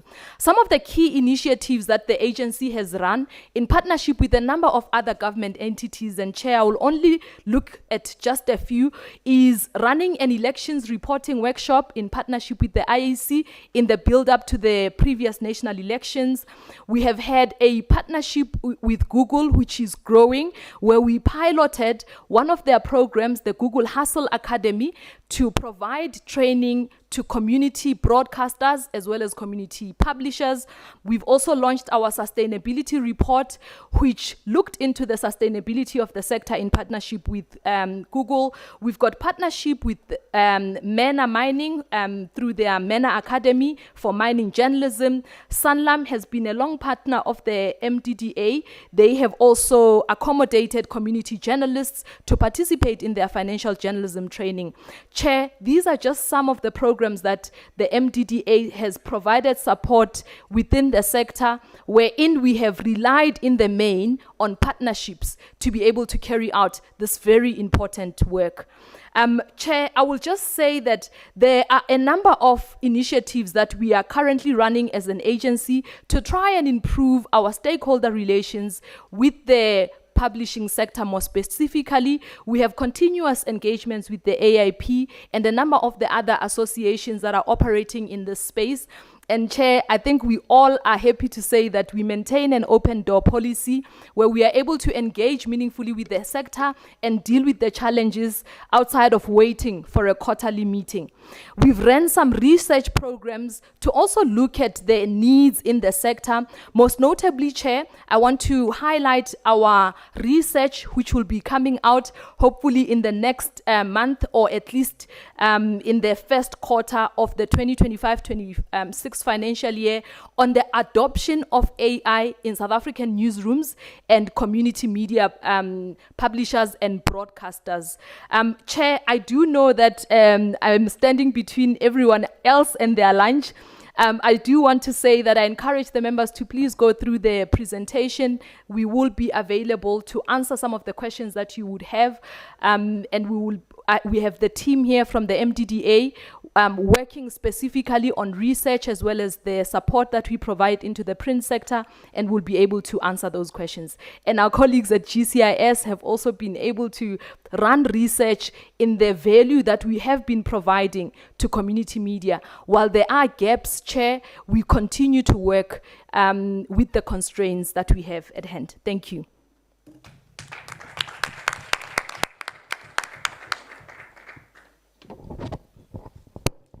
Thank you very much, CEO, and thank you for that focus on print, community print.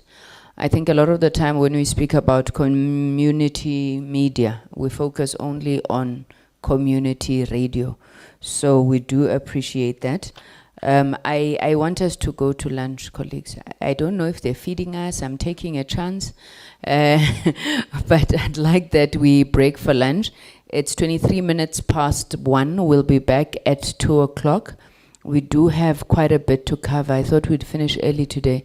But I think over lunch, we'll have just a discussion on the GCIS, on the other elements of the program. So let us suspend the meeting now, and we will come back at 2. CEO, just to say, I think you already have your champion, the Honorable DJ Sols. So, yeah, I think we'll be directed. Thank you so much.